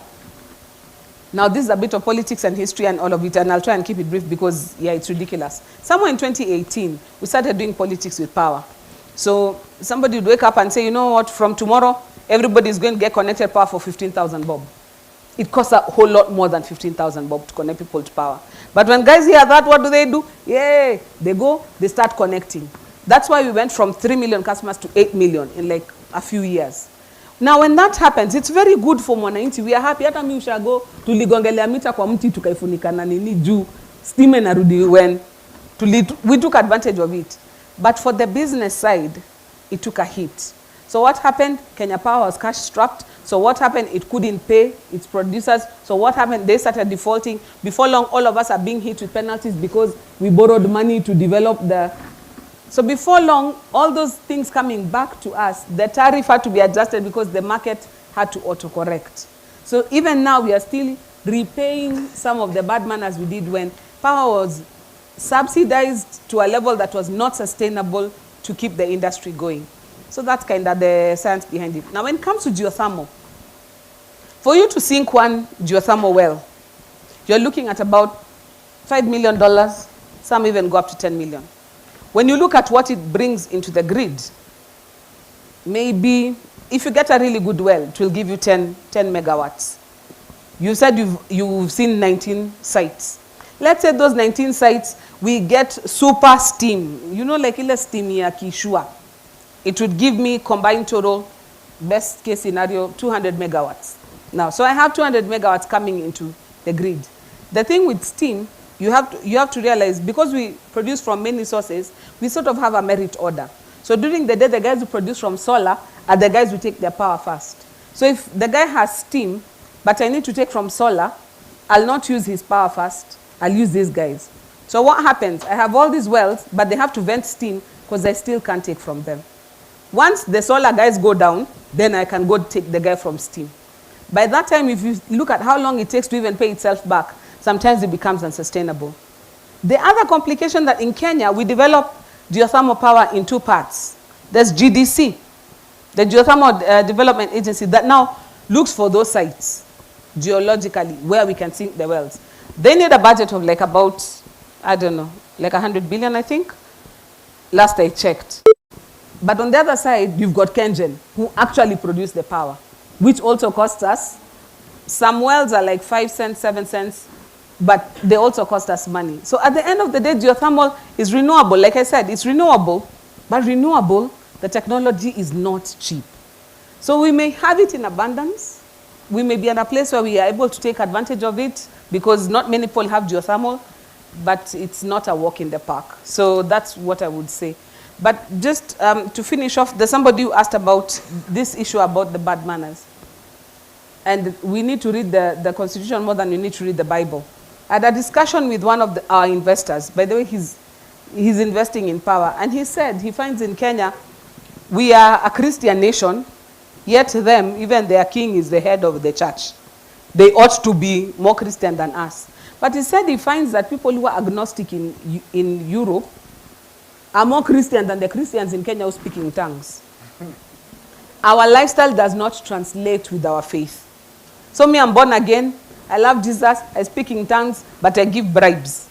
It doesn't translate. That guy never goes to church, but he doesn't steal, he doesn't kill, he does his work right, he's got a good work ethic. It goes back to what we were talking about earlier, the bad manners. I think for us as a country, tunaweza somea katiba tumalize, because katiba iko online. Si lazima usomeshwe na mtu kitaka kusoma unaweza jisomea. Lakini Wakenya wameamua tu rules are for other people. When it comes to them, usiwaulize, they're just managing. We have to decide, even us, we will be bound by the same rules we expect other people to be bound by. Wacha niachie hapo for now. I think you have killed the animal, but just to add briefly, the Chancellor will answer the issue of how to finance, because this is actually his area, and you have heard he has found a financer to fund the electricity generation for this university. So I think he will be the expert.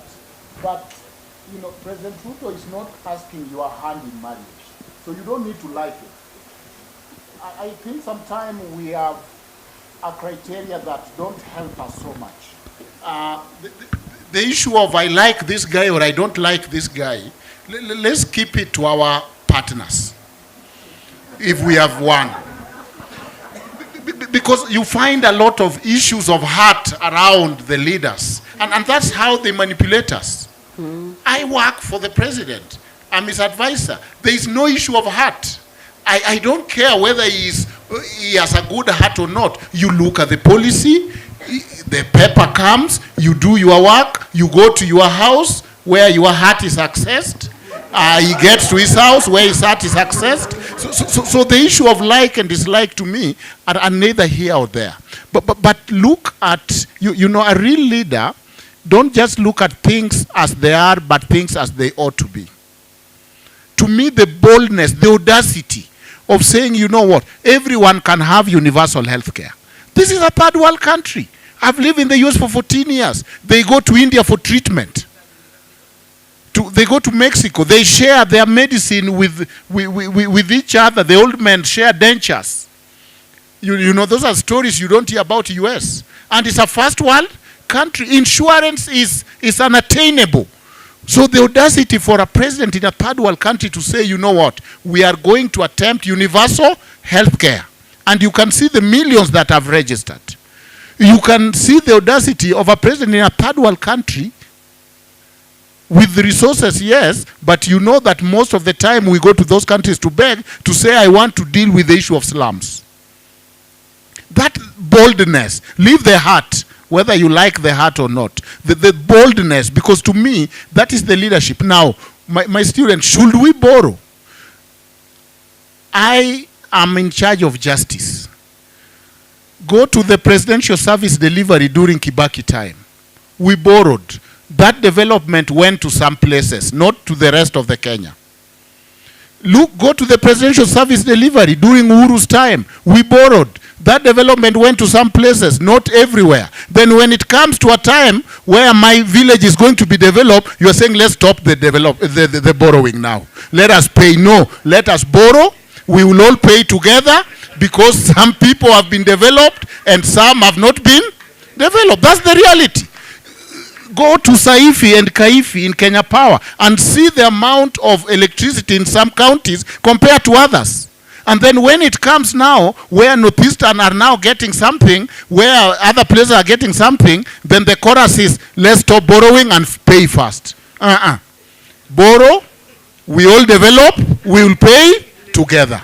That is my point. Secondly, and I'm giving you sound bites because that's quotable, isn't it? I know you are looking for sound bites. So in my mind, the question that should occupy our time and concern our effort, Professor Okoth Ogendo wrote something about constitution without constitutionalism. The constitution is not that paper you call constitution. That is why we saw handshake during Uhuru and Ruto, and as constitutional scholars, we are saying, where is that in the constitution? Then we see ministers reporting to Raila's office, former prime minister, briefing him on government projects. Then you realize in Africa there is two constitutions. The formal constitution and the informal constitution. Some of the leaders, because of charisma, are a constitution by themselves. Enigma is arresting constitution. Because if he decides you are not going to move anywhere, you can't. And therefore the reality of putting too much trust on that one paper, yet you don't look at the people's culture. It's called autogenous constitution. Constitution from the cold, without the culture. Constitution is about the people. Therefore, Okoth Ogendo says, constitution without constitutionalism. We live in, have you seen how vehicles drive from Rongai? Is that Kasongo driving the vehicle? Have you seen how we behave? Have you seen the signs usikojoe up and it's always wet? Is that the government? Constitution without constitutionalism. You go to Britain and they'll tell you that's not the British way. And it starts from the youngest child saying, no, that's not our way. And they are proud of the we say Britain don't have a written constitution. It's in the heart, it's in the character, it's in the manner. So we say, if you go somewhere and you hear so much, like you hear in Kenya, rule of law, that's an indicator that there is very little rule of law. You know, when you go somewhere and you hear so much talk of constitution, LSK right now is in court for the first time complaining because there was an order against private practitioners getting working with the hired by public institutions. And we know it has been, there are some who have done a very good job, but unfortunately it has also been a conduit of corruption. Look at the pending bills of Nairobi County legal fee, billions from where? Yet, when the president go negotiate, find a deal with the Britain that they're simply going to take the data to see our trend to avoid another COVID-19 or 20 this time and give us all the research and the facility to fund our healthcare. Somebody has gone to court that they are right to privacy. So the way we use the constitution is not the right way. And that's why I started by saying you have right to movement. But can you move without money? And therefore, at the end of the day, we concentrate on the economic. If there is economic justice, you can choose whether to eat pizza, whether not to eat. But if there is no money, I can cite for you the right to food all the time, Article 34. But so who owes you that right? Should the president cook food and bring it to you? Can this government feed you? Because there is no money, we are a third world country. We must create wealth. Thank you. Thank you. Thank you. I'll be brief because of time. We have made mistakes. From 1963, we have made mistakes. It's not undeniable. Today, we have also made mistakes. as the leaders and the citizens. But let me be a devil's advocate. Just looking at the geopolitics of the moment, let's assume we are so bad, we are so broken, we are so terrible as a country, the way we depict ourselves. The United States President and his government just issued sanctions across 75 countries. Visa, right? Yes. Why is it that Kenya is not there? Asking on the basis that we are too bad, we are too terrible. Why is it that we are not there? Stop there. In a span of a year, there is only one head of state in the whole world who has had a state visit in the US and in China. So let's assume he's so bad, he's so terrible. What is it that these people have seen in us that we are not seeing? That is your take home. And that should start telling us this country is not just big. This country is very influential. And what we do with it this year, next year, we have borrowed 12 trillion. And I have worked at the Africa Development Bank. I now work for the second largest multilateral development bank in the world. And so we have borrowed. And we predicted countries that are going to default. And we were all afraid about Kenya. We were there, we sat, we people who sit in those halls. Why is it that Kenya didn't default? Assuming that we are too bad, we are too terrible, we are too chaotic. We don't know where we are going. So, in terms of borrowing, our headroom is very limited. And every country in the world, I can tell you, I just did a facility for Singapore. I've done a facility for China. I've done a facility for Brazil. Every country borrows. But it's how they borrow. When I go to Saudi, I'll get something called National Development Fund. A facility that then starts to help the country to get money off balance sheet to develop nations. So that a project, somebody can come with money, develop a new terminal, run that terminal without burdening Minister Mbadi and PS Kipto for 10, 15 years. That is where we need to move. So when the head of state says, can we have an alternative balance sheet called National Infrastructure Fund? He's just simply saying, we cannot continue to borrow straight on as sovereign through treasury because we have hit the bottom. So we need an alternative balance sheet so that, because what Joy is talking about, Prof. and Kirui here, those huge things need, Thwake Dam requires 34 billion. But we need somebody who can come, develop a Thwake Dam, another Thwake Dam, sell that money to us and receive the receivables for 20 years and then transfers to the government of Kenya. Those alternative balance sheet, what we call a vertical fund, is what the country requires. That is what we are proposing. Yes, we have bad manners. Yes, we have made mistakes. But even if you have been a drunkard for long, there comes a day you say, naacha, imetosha. So country, Kenya can start, we can start afresh.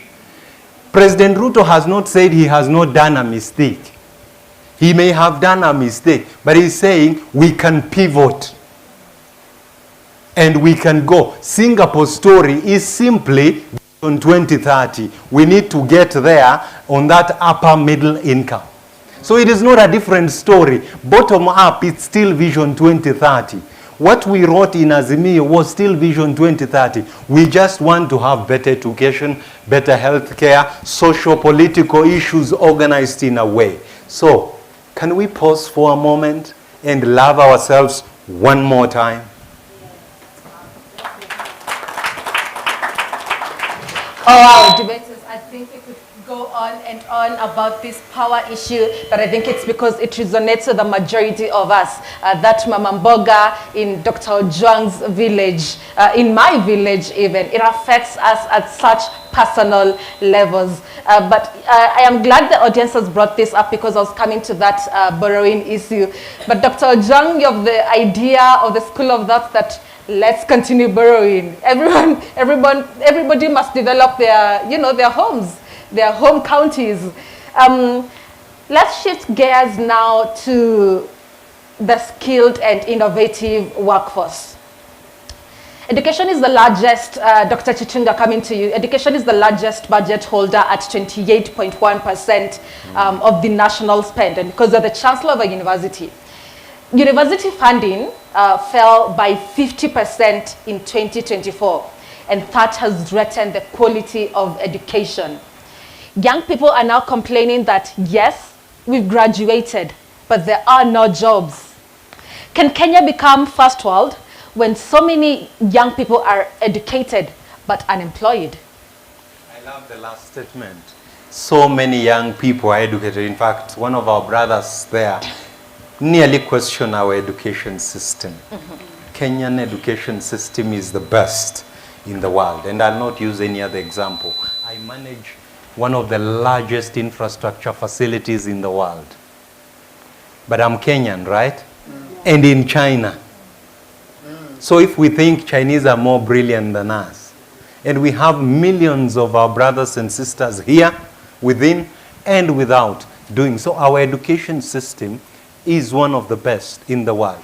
Number two, Kenya is at a pivotal and advantageous place, just like Singapore, because many Kenyans have gone to school, many Kenyans are brilliant, our literacy levels are very high. Number three, the funding model.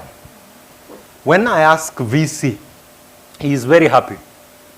Because today, unlike previously, he has his money. This is where the funding model is not working. And I know that the ministry is working on it. It's about the classification of students. Because the matrices are still, like you are supposed to be on this bandwidth, and the matrices are still, then you find yourself here, and therefore you find yourself with slightly a higher amount to be paid. And because also we are challenged with the money that goes to treasury, that inflow of financing.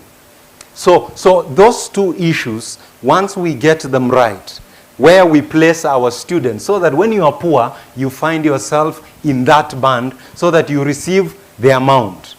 And then when treasury can have their money, because lots of money, the truth is still going to debt, because debt is the first charge. And therefore students arrive in school and they have not received that money and they are not happy and all that. But in terms of the money coming to the university, our universities they were collapsed. They were collapsed. But today I can tell you, from where I sit as chancellor and the vice chancellors, because of that funding model, we are getting life again. Therefore, we are on the right path. It's not moving as fast as it should be. I think we can do better. There is always room for improvement. And yes, as citizens, you need to keep making noise.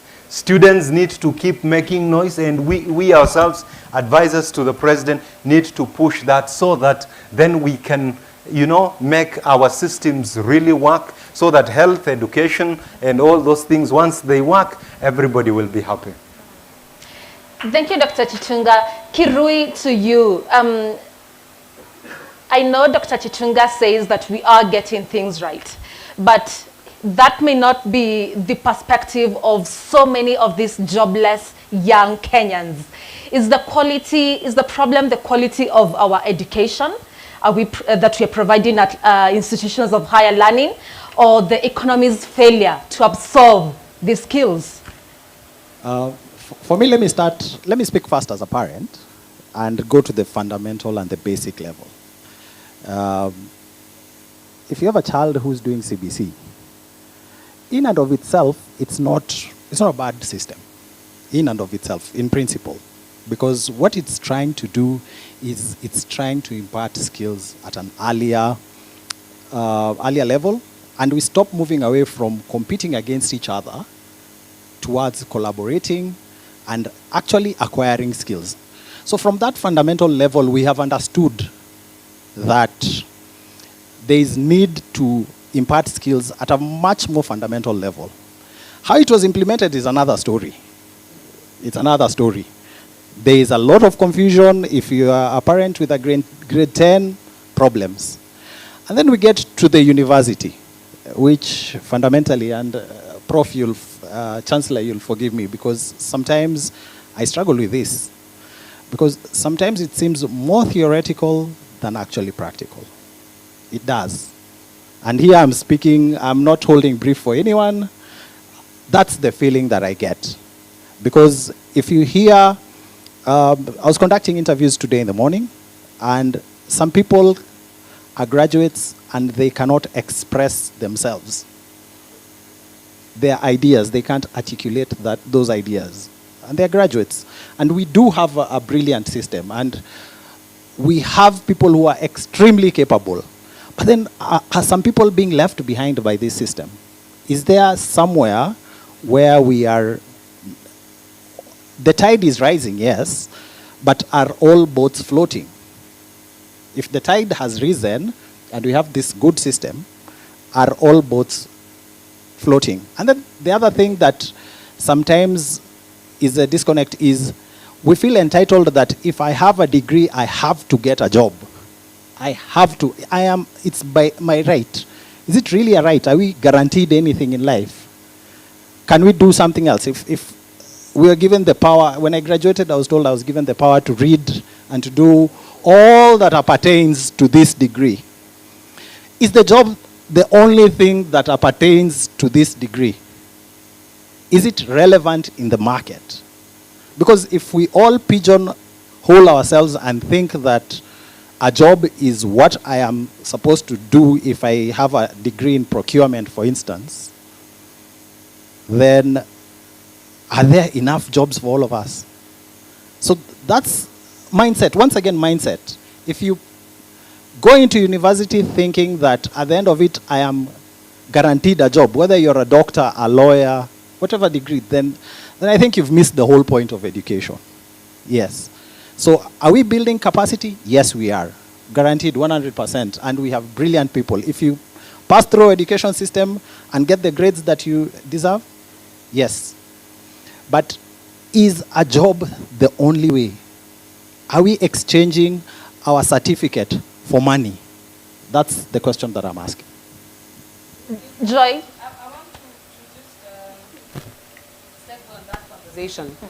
Because I think, because for the longest time we've had that promise of soma ukimaliza utapata kazi nzuri sana, and people have gotten into a place where, like you say, you graduate and you expect a job. But nobody ever became wealthy because they were employed. So why do we sell the job as the ultimate zenith of whatever we are aspiring to as learned people? I've traveled a little bit, and I'll tell you something. There's a guy who will come to do plumbing in your house in London who's making more than the accountant that you are. Why? Because he can work with his hands. During COVID, when the world was shut down, most of us who are lawyers, the courts were shut down, we couldn't go to court, but we needed food. People were by the side of the road selling us tomatoes. We went to buy tomatoes despite the virus existing.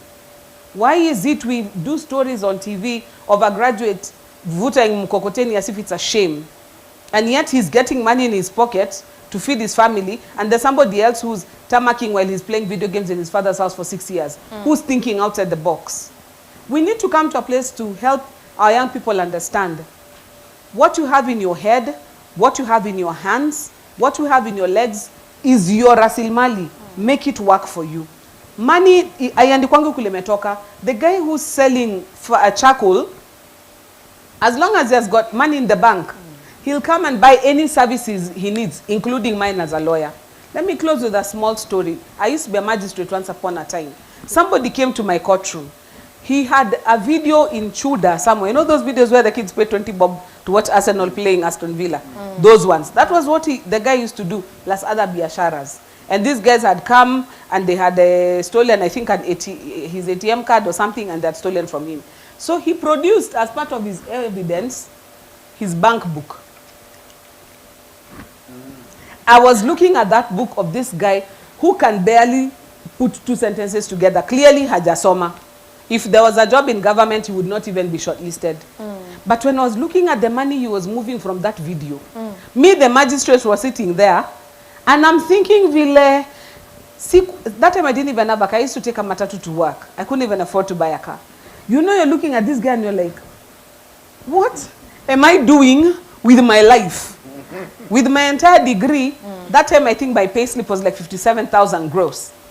This guy, people have stolen 100,000 from him. And when I look at his bank book, he's got millions. From video, I started evaluating. Yeah. What are we doing with education? Are we educating people to a level where they are trapped in the rat race? Because yesterday I was in a meeting, and you are hearing people introducing themselves and say, I used to be a journalist, but now I'm a farmer. Why? There's money in the soil. Yeah. Do we tell people that there's money in the soil? So young people understand nobody ever hires you and makes you rich.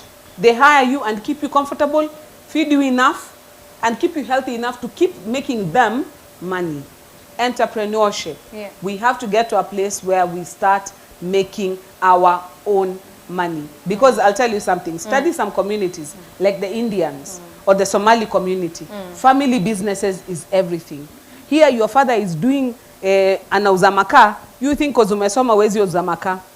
But hiyo makaa, hiyo mamako akifanya catering, sufuria ndo zimekusomesha. Mimi ni mtoto wa pasta, sadaka ndo zilinisomesha. But with the raw where we've come from, thinking that because tumesoma, we are better than. Pesa iandikwagi kule imetoka. And once you have money, if you are a lawyer, you can go and become an even bigger lawyer. But once you've got money, then you don't even have to be a lawyer if you don't want to. Let's give ourselves options and open our minds to what else we can do with the education that we are receiving. That all else that appertains.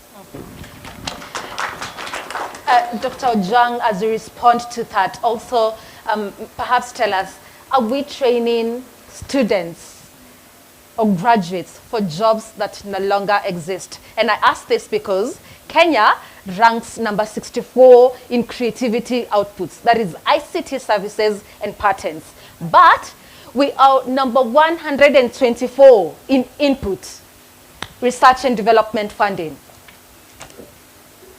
There's even data that we were leading in the use of internet. Yes. Or online Kenya, more than even the third world countries. So there is something there that we have a very good human resource. Whether we are training for the right thing, you know. I was Googling for a name here. There is a singer sang, "Teacher, don't teach me nonsense." Yes, well, "Teacher, don't teach me nonsense," by Fela Kuti. You know, somebody come to you, read notes that have not passed through their head, neither do they pass through your head. You know this teacher, I've just Googled this thing.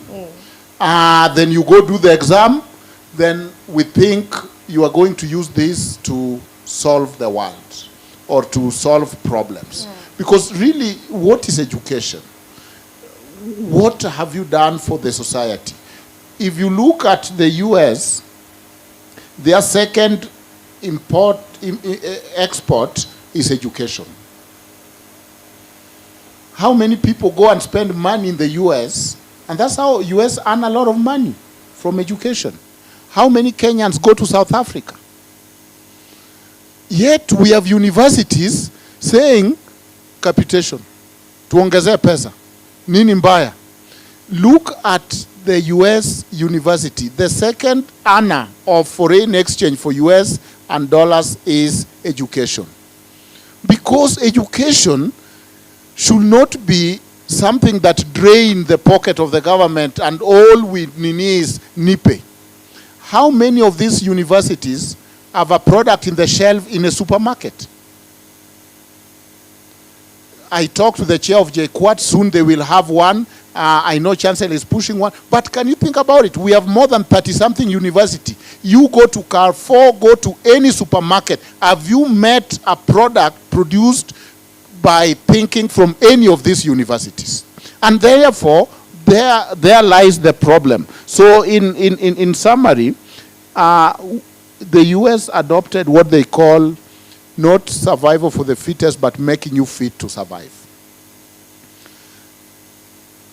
If you have, and Joy Chair have said how much lazima tujitume.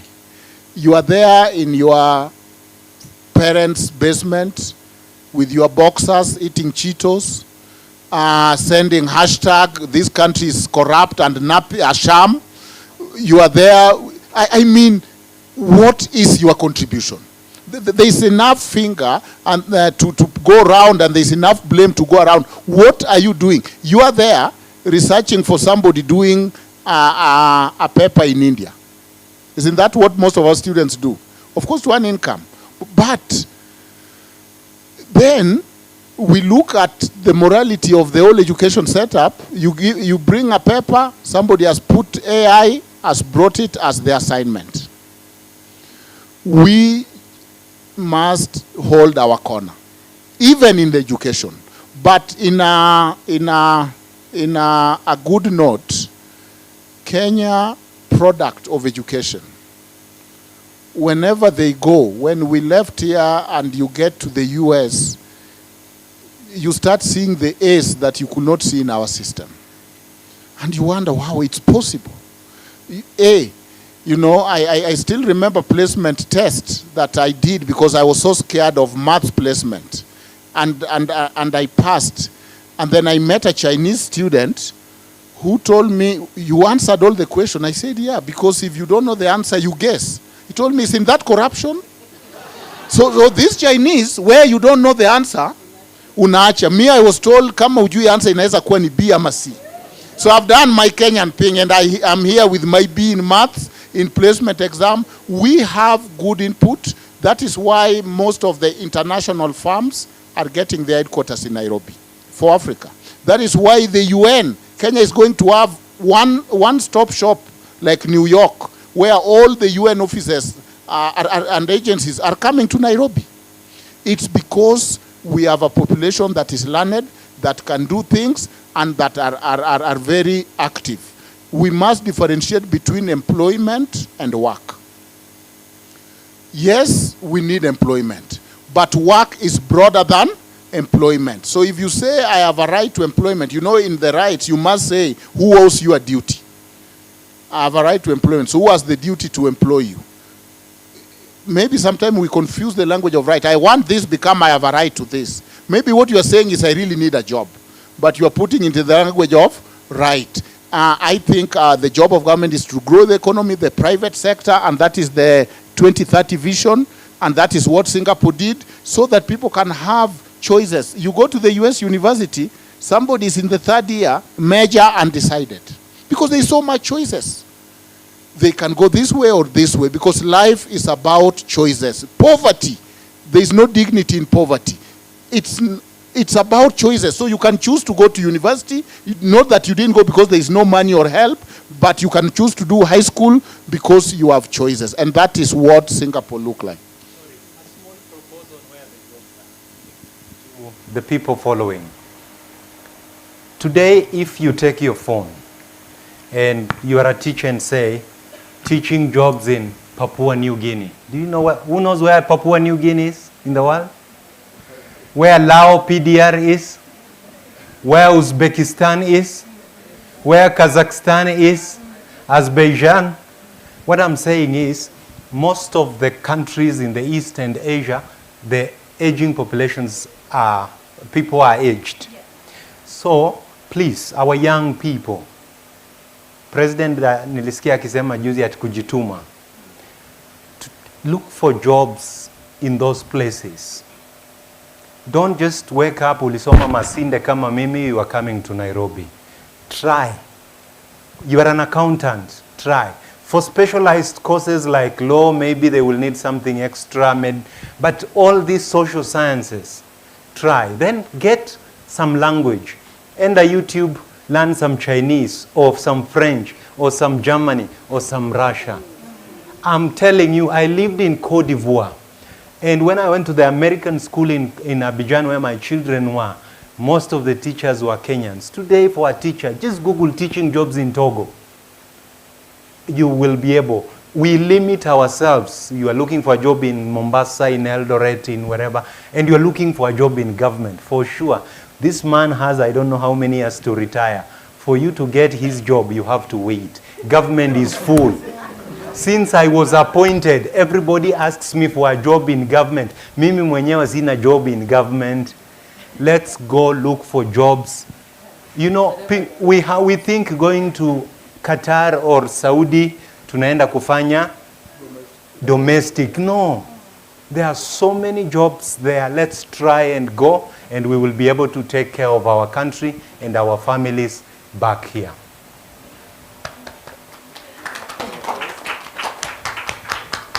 Daktari, if I may take your mic. So the production team is telling me that we have, we have run out of time. So I think we'll try and move it a bit faster. So I know you're a young person, and so many things have been said about young people. So I know you're raring to go. So I'll give you a chance. Then I will take 2 questions from the audience. That lady. There's a gentleman there who has been lifting his hand with a child, so I'll give you the mic. So those are the 2 people that I'll give the mic, then I'll come back to Betty to close it. We're already almost 3 hours in, so we have to close it now. So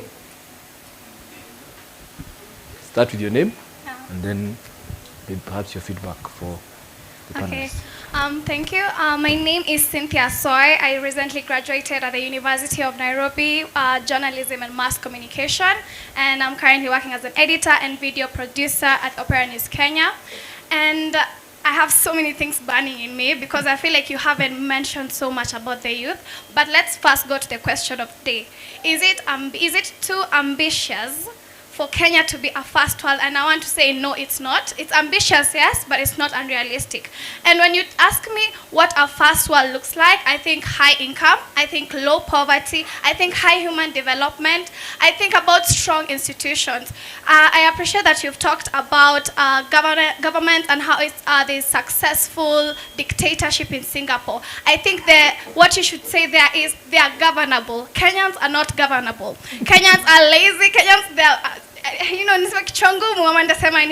and Kenyans are very individualistic. They think about themselves. They don't think about the country at large. And I think one thing about us as a country, we should first unite as people. We should first listen to each other, listen to us as the youth. Because I feel like one thing about Kenya, and like Singapore 40 or 60 years ago, one thing about Kenya, we have human capital. There are so many young, educated, tech-savvy population. There are so many youths, actually millions of youths who are unemployed. And I'm not talking about a tip. Okay, there are so many youths who just sit back at home. You know, like mamangu atanipea. Yes, atanipea everything that I get from my mom. So I'm telling you, one thing that I feel like as a country we should work towards is increasing the employment opportunities, industrialization. In Nakuru, let me tell you guys, and it's one of the biggest cities in Kenya. There are no like what's it called? There are not even cinemas. There are not like the malls are countable. Like I feel like if we create all these buildings, like Dubai, they have so many malls, so many of these things. And Kenya, if we decide to create and use this money to industrialize and bring up job and build and create job opportunities, all these millions unemployed sitting at home people will start working. Let me tell you, first world countries like the US, people start working at the young age of 16 years old. A lot of people, it's so hard to find young people who do not have jobs. And I'm trying to speak faster because I have so many points, but I also want you guys to also focus. Have too many, you also have to focus on these content creators. Let me tell you, in states, content creators are even the most, they are millionaires, let me tell you. In Kenya, if we use these content creators for, let me use something that I'm used to, makeup. there are so many makeup new startup businesses, Kina Jona, Kinu, there are like so many makeup places that we as students, we can, and not as students, as the youth, we can use these content creators to boost these businesses, because we are using Maybelline, we are using all these Fenty, Sijui, and there are Kenyan products in Kenya that we can use to export. Anyways, thank you so much. Very passionate, that one. So the lady, let's keep it brief. Thank you so much. My name is Margaret Maina, and thank you, panelists, for sharing your insights with us. I think my question goes hand in hand with energy. And you say that energy powers hospitals, factories, schools, all those. So why don't we treat it as a national foundation instead of a sector? If energy powers factories or even hospitals, you know, why don't we treat it as a national foundation instead of a sector? All right? Number two, in conjunction with what Betty had asked about young people and the skills, how are you preparing young people to build, maintain, and innovate energy system? And the last one, so as you're preparing for energy systems, do you prepare it as election cycle or for the next generation? Thank you. Very interesting take. The gentleman with the child, it's your chance to speak. Okay, thank you so much. My name is Cecil Omondi. Thank you for giving me this time. So my questions were going to you guys. Already we are going to first world countries, and most of the people whom I've seen are concentrated so much in this Singapore thing are the elderly people. As Gen Zs, we are seeing it as a scam, as a online platform. We are seeing it as a meme. So how are you preparing us in your future? You want us to be you want us to be part of the Singapore project as the little generation. You have places, you're a chairman, you find someone is a lecturer, advocate somewhere. As the younger generation who are coming up, how are we going to fit in this generation? How are you preparing us to fit in and to adopt and to be part of you and to maintain what you will have made in those years? I've heard it is 2055. So in 2055 I'll be old, and I really want to be part of that project in 2055. So guide us kindly. Thank you very much. I'll also read two comments from our online audience. And the first one is from Shani on X. He said that we are busy hugging trees instead of planting them. So if someone would like to take that. Then there's another gentleman on Facebook called Kennedy Jesseri, and he said this information really needs to get to the policymakers. I don't know if you can categorize you guys as policymakers. Because in here we have the solutions to most of our issues, but we don't have anyone to tell. So perhaps that can also be responded. I've also been told by the production team that all of you only have 1 minute to answer. So Daktari, please keep it brief. And you can go first. So, colleagues, it's a journey. We can start by consolidating our national values and ethos as individuals, as citizens, as families, and as a people. Number two, we can consolidate the gains on our governance. We have had bad manners across our governance system, which informs the corruption, which informs other misdemeanors. We need to consolidate that. Number three, we need to be bold.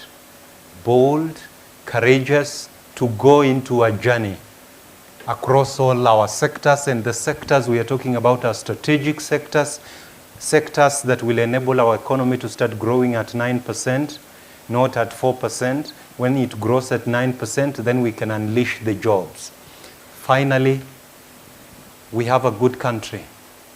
We have a good country. A few of us have messed it. But the many of us who desire our country to be bigger, like our brother there who's saying who wants to be part of this program, we can rise up. Young people, take your vote and speak next year. Those who are closer to the leaders, don't shy away in putting your words. For students who are here, when you see issues at the university are not going well, don't destroy the university, but use your voice with clarity and boldness. So that with all of us together, the same way China did, the same way Singapore did, we can go into other journey, and 2030, 2035, in our lifetime, we can be where we want to go. Thank you very much. Well, let me start quickly by answering your questions. There is an African country that I shall not name because we are being broadcast that got into a space where they started putting up affordable housing, their people moved in, and power is being provided as a social amenity. Needless to say, within a decade, the entire energy sector had collapsed. And now they were in an energy crisis. What happened after the crisis is that now the power producers started producing power for the customers who could pay. And so those who are used to having free power had none and used to have extended periods of outages. But if you had money, somebody could build a transmission line and give your estate power because you guys there are able to pay. It is a balance. The energy sector is a balance. Those who have got more pay more and help those who have got less to enjoy the same facility because it has been shown that it is one of the factors of growth. Ideal situation would be for the energy sector to move into the mercantile economy where we can trade in. So I can come set up a plant and then, you know, sell it on the market. But we are not yet there. But that's where we are growing to. But for Kenyan consumers, the everyday consumers, we need to understand it is a symbiotic relationship. If we sabotage our power sector, if we think we are entitled to free power and we don't want to pay anything for it, eventually it will not even be available for us to use. So it is the balance of reinvesting. Like I told you in 2018, when people dropped the prices too low to be sustainable, we almost went into having no power to talk about. So that's why I think we can make it a foundation. However, what are we doing with young people in the sector? Kenya Power, for example, we have an innovation conference every year. People are coming to showcase things that they can do. Guys from JQAT, from other universities that are doing engineering. And every year we have guys who are showing us how better to charge electric vehicles, electric cooking, and other things. So when such opportunities exist, I know BYD have got something coming up.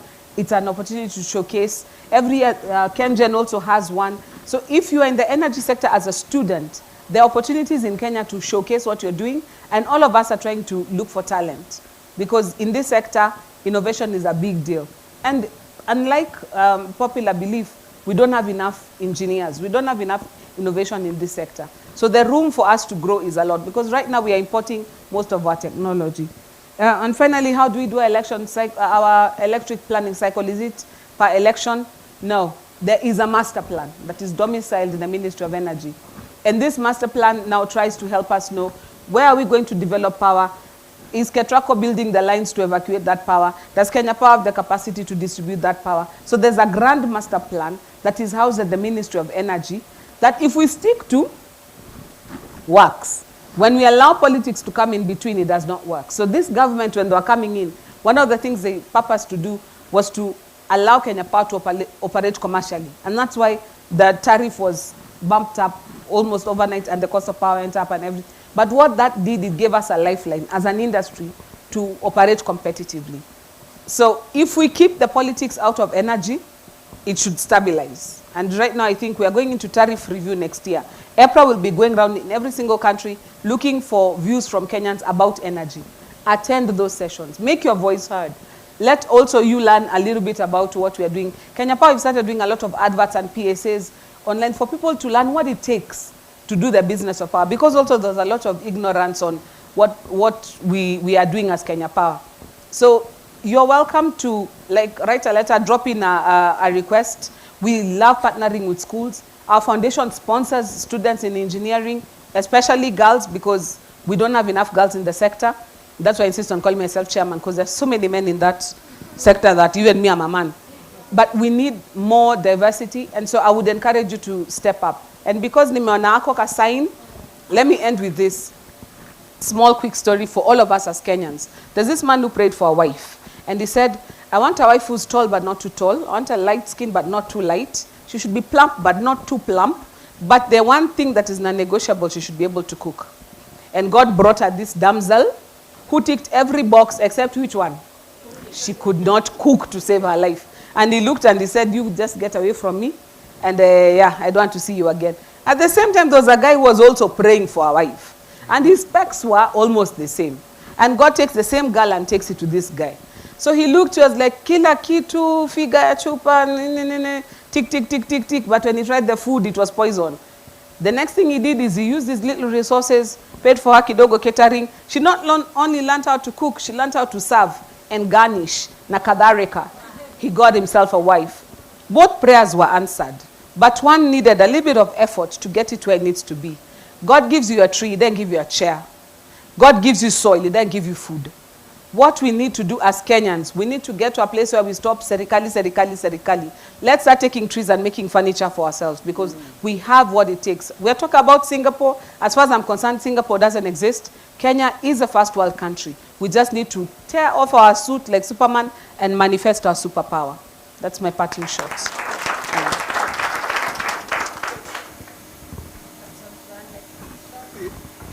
Yeah, should we talk of Singapore? Can we talk of Singapore? My conclusion is yes, we should continue talking of Singapore. And we should talk of Singapore. Those who survived even during Holocaust were those who had something important to do in the future. We must keep hope alive.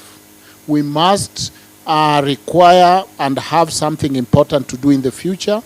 And we cannot accept business as usual. Do we have a lot of challenges? Yes. But that averageness and that status quo is what we must wake out of, kick out, and that is the reason we must keep talking of Singapore. Kenya, in my view, and this is the last word, somebody described it as a zebra.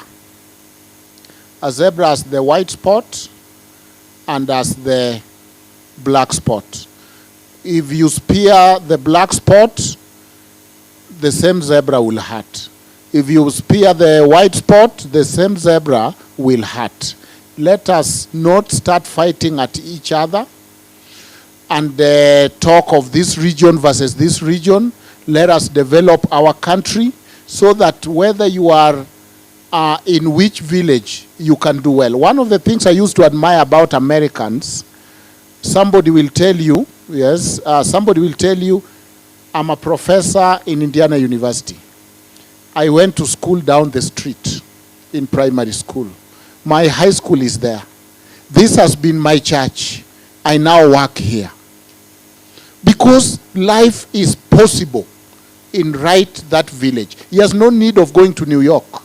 So the friend he grew up with in high school are the one who are firemen, and they now can talk of our community because it's really their community. The friend he grew up with are now, some are the pastor, so he'll tell you, this is the same school I went to, the same church, this is the university, this is where I'm working. That is what first world means. You come to Kenya, you grew up in Kisumu, you look for green pasture in Naivasha, then you look for other brown pasture in whatever. So you find patchwork. Now you are in Rongai, but if you hear something in Kuresoi, you'll move because we are hunting.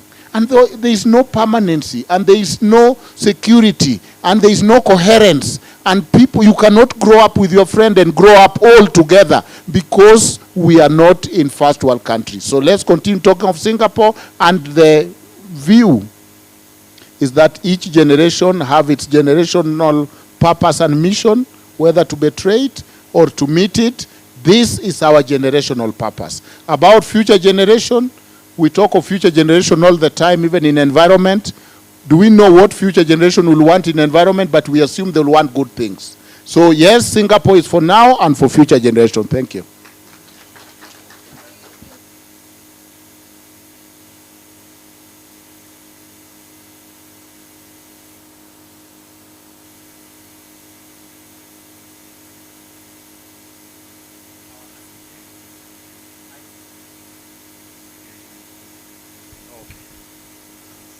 I was saying that for me, when I hear the discourse around our aspirations, I hear frustration, impatience, and skepticism. And it's rational because for a long time, systems have not worked for us, and there has not been a consistency and a clarity of purpose. On the flip side, though, I am encouraged because I hear the same from our president. He's frustrated. Why are we here? Why should we continue being this way? It's like for a long time in Kenya, we've driven with the handbrake on. We have everything that we need, the capacity, the people. It's just we need to remove the handbrake. And the handbrake are the hindrances, the bad manners, the corruption, and all those things. And the aspiration to Singapore will be realized. That's my closing remark. Oh, wow. Thank you so much. And Dr. Chitunga, because I don't want Mwana to say I have bad manners, I will just come to him in 1 minute to give us some receipts. Do we need a reality check? Not really. It's just, yeah, a few things. Now, first, I'm going to go quickly. So, yes, Kenya Power did get to 10 million. Actually, 10 million customers, 45,000. And the target is to get to 14 million by 2030. That's in 4 years. Last year, they added about 400,000 new customers to the grid. In terms of counties with the worst, with the lowest number of connectivities, we have a few. But Turkana is one of them. West Pokot is another. Homa Bay is there at 79.5%. The other two are above 85%. Mandera is there at 76%. Wajir is at 75%. Makueni is at 74%. And others that are below 30% in terms of connectivity rate are Isiolo, Marsabit, Samburu, to Tana River, and Kitui. Now, something that is very important to note is that our peak electricity demand reached the highest in December 2025. That's 2,439 megawatts. Now, that's 3.4 times less than Singapore. Singapore is at 7.9 gigawatts. A long way to go. The other thing that was mentioned was about the Thakwe Dam. Now, the Thakwe Dam has a total cumulative budget of about 82.21 billion. But the first phase that is sponsored by the AFDB and the government as well is at 42.36 billion. The government is contributing about 7 billion shillings, and the African Development Bank is injecting about 35.6 billion. For those of you who might be scratching your heads in terms of how much money it costs to create one spring, is about which said $5 million. That's about 644 million shillings. But also, the university is spending some 6 point something billion shillings. That's $550 million to generate their own electricity. So if you're scratching your maths there, I hope I have helped you out. Now, there's a figure here. In terms of how much Kenya Power does spend, in terms of how much they've spent to maintain and modernize the infrastructure, as she said, it's a big problem. In the financial year 2024 alone, they spent 24.38 billion shillings. Now, to put that into perspective, that's about constructing 18,000 kilometers of tarmac. Now, I'm going to end there for today. Hopefully, we can continue this discussion further. All right. Thank you so much. A warm round of applause for everyone in this room today. Thank you so much to you for making the time, and thank you to our debaters for keeping this conversation very honest, very constructive. I think it's evidenced by how much time we've taken that we cannot unpack all that in just 2 hours or maybe even 3 hours. But we will be coming to a town near you very soon for another one of these conversations. This discussion does not stop here today. It continues online. Remember, the hashtag to use is Youth Assembly Platform and First World Kenya. Thank you to our debaters, Dr. Chitunga, Joy Brenda Mdivo, Dr. Duncan Ojwang, and Michael Kirui. Thank you to Cooperative University for being such gracious host. Thank you to you. Thank you to you for being such a lovely, lovely, lovely audience. Thank you to the production crew for your patience. And from all of us here at DPAC, it is goodbye for now. Thank you. Just to add on to what she said, I've been informed by the production team that before everyone leaves the room and embarks on leaving, you should stay there for a photo op.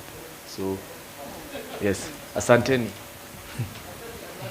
And no more questions. As you exit, please, we do have some feedback forms at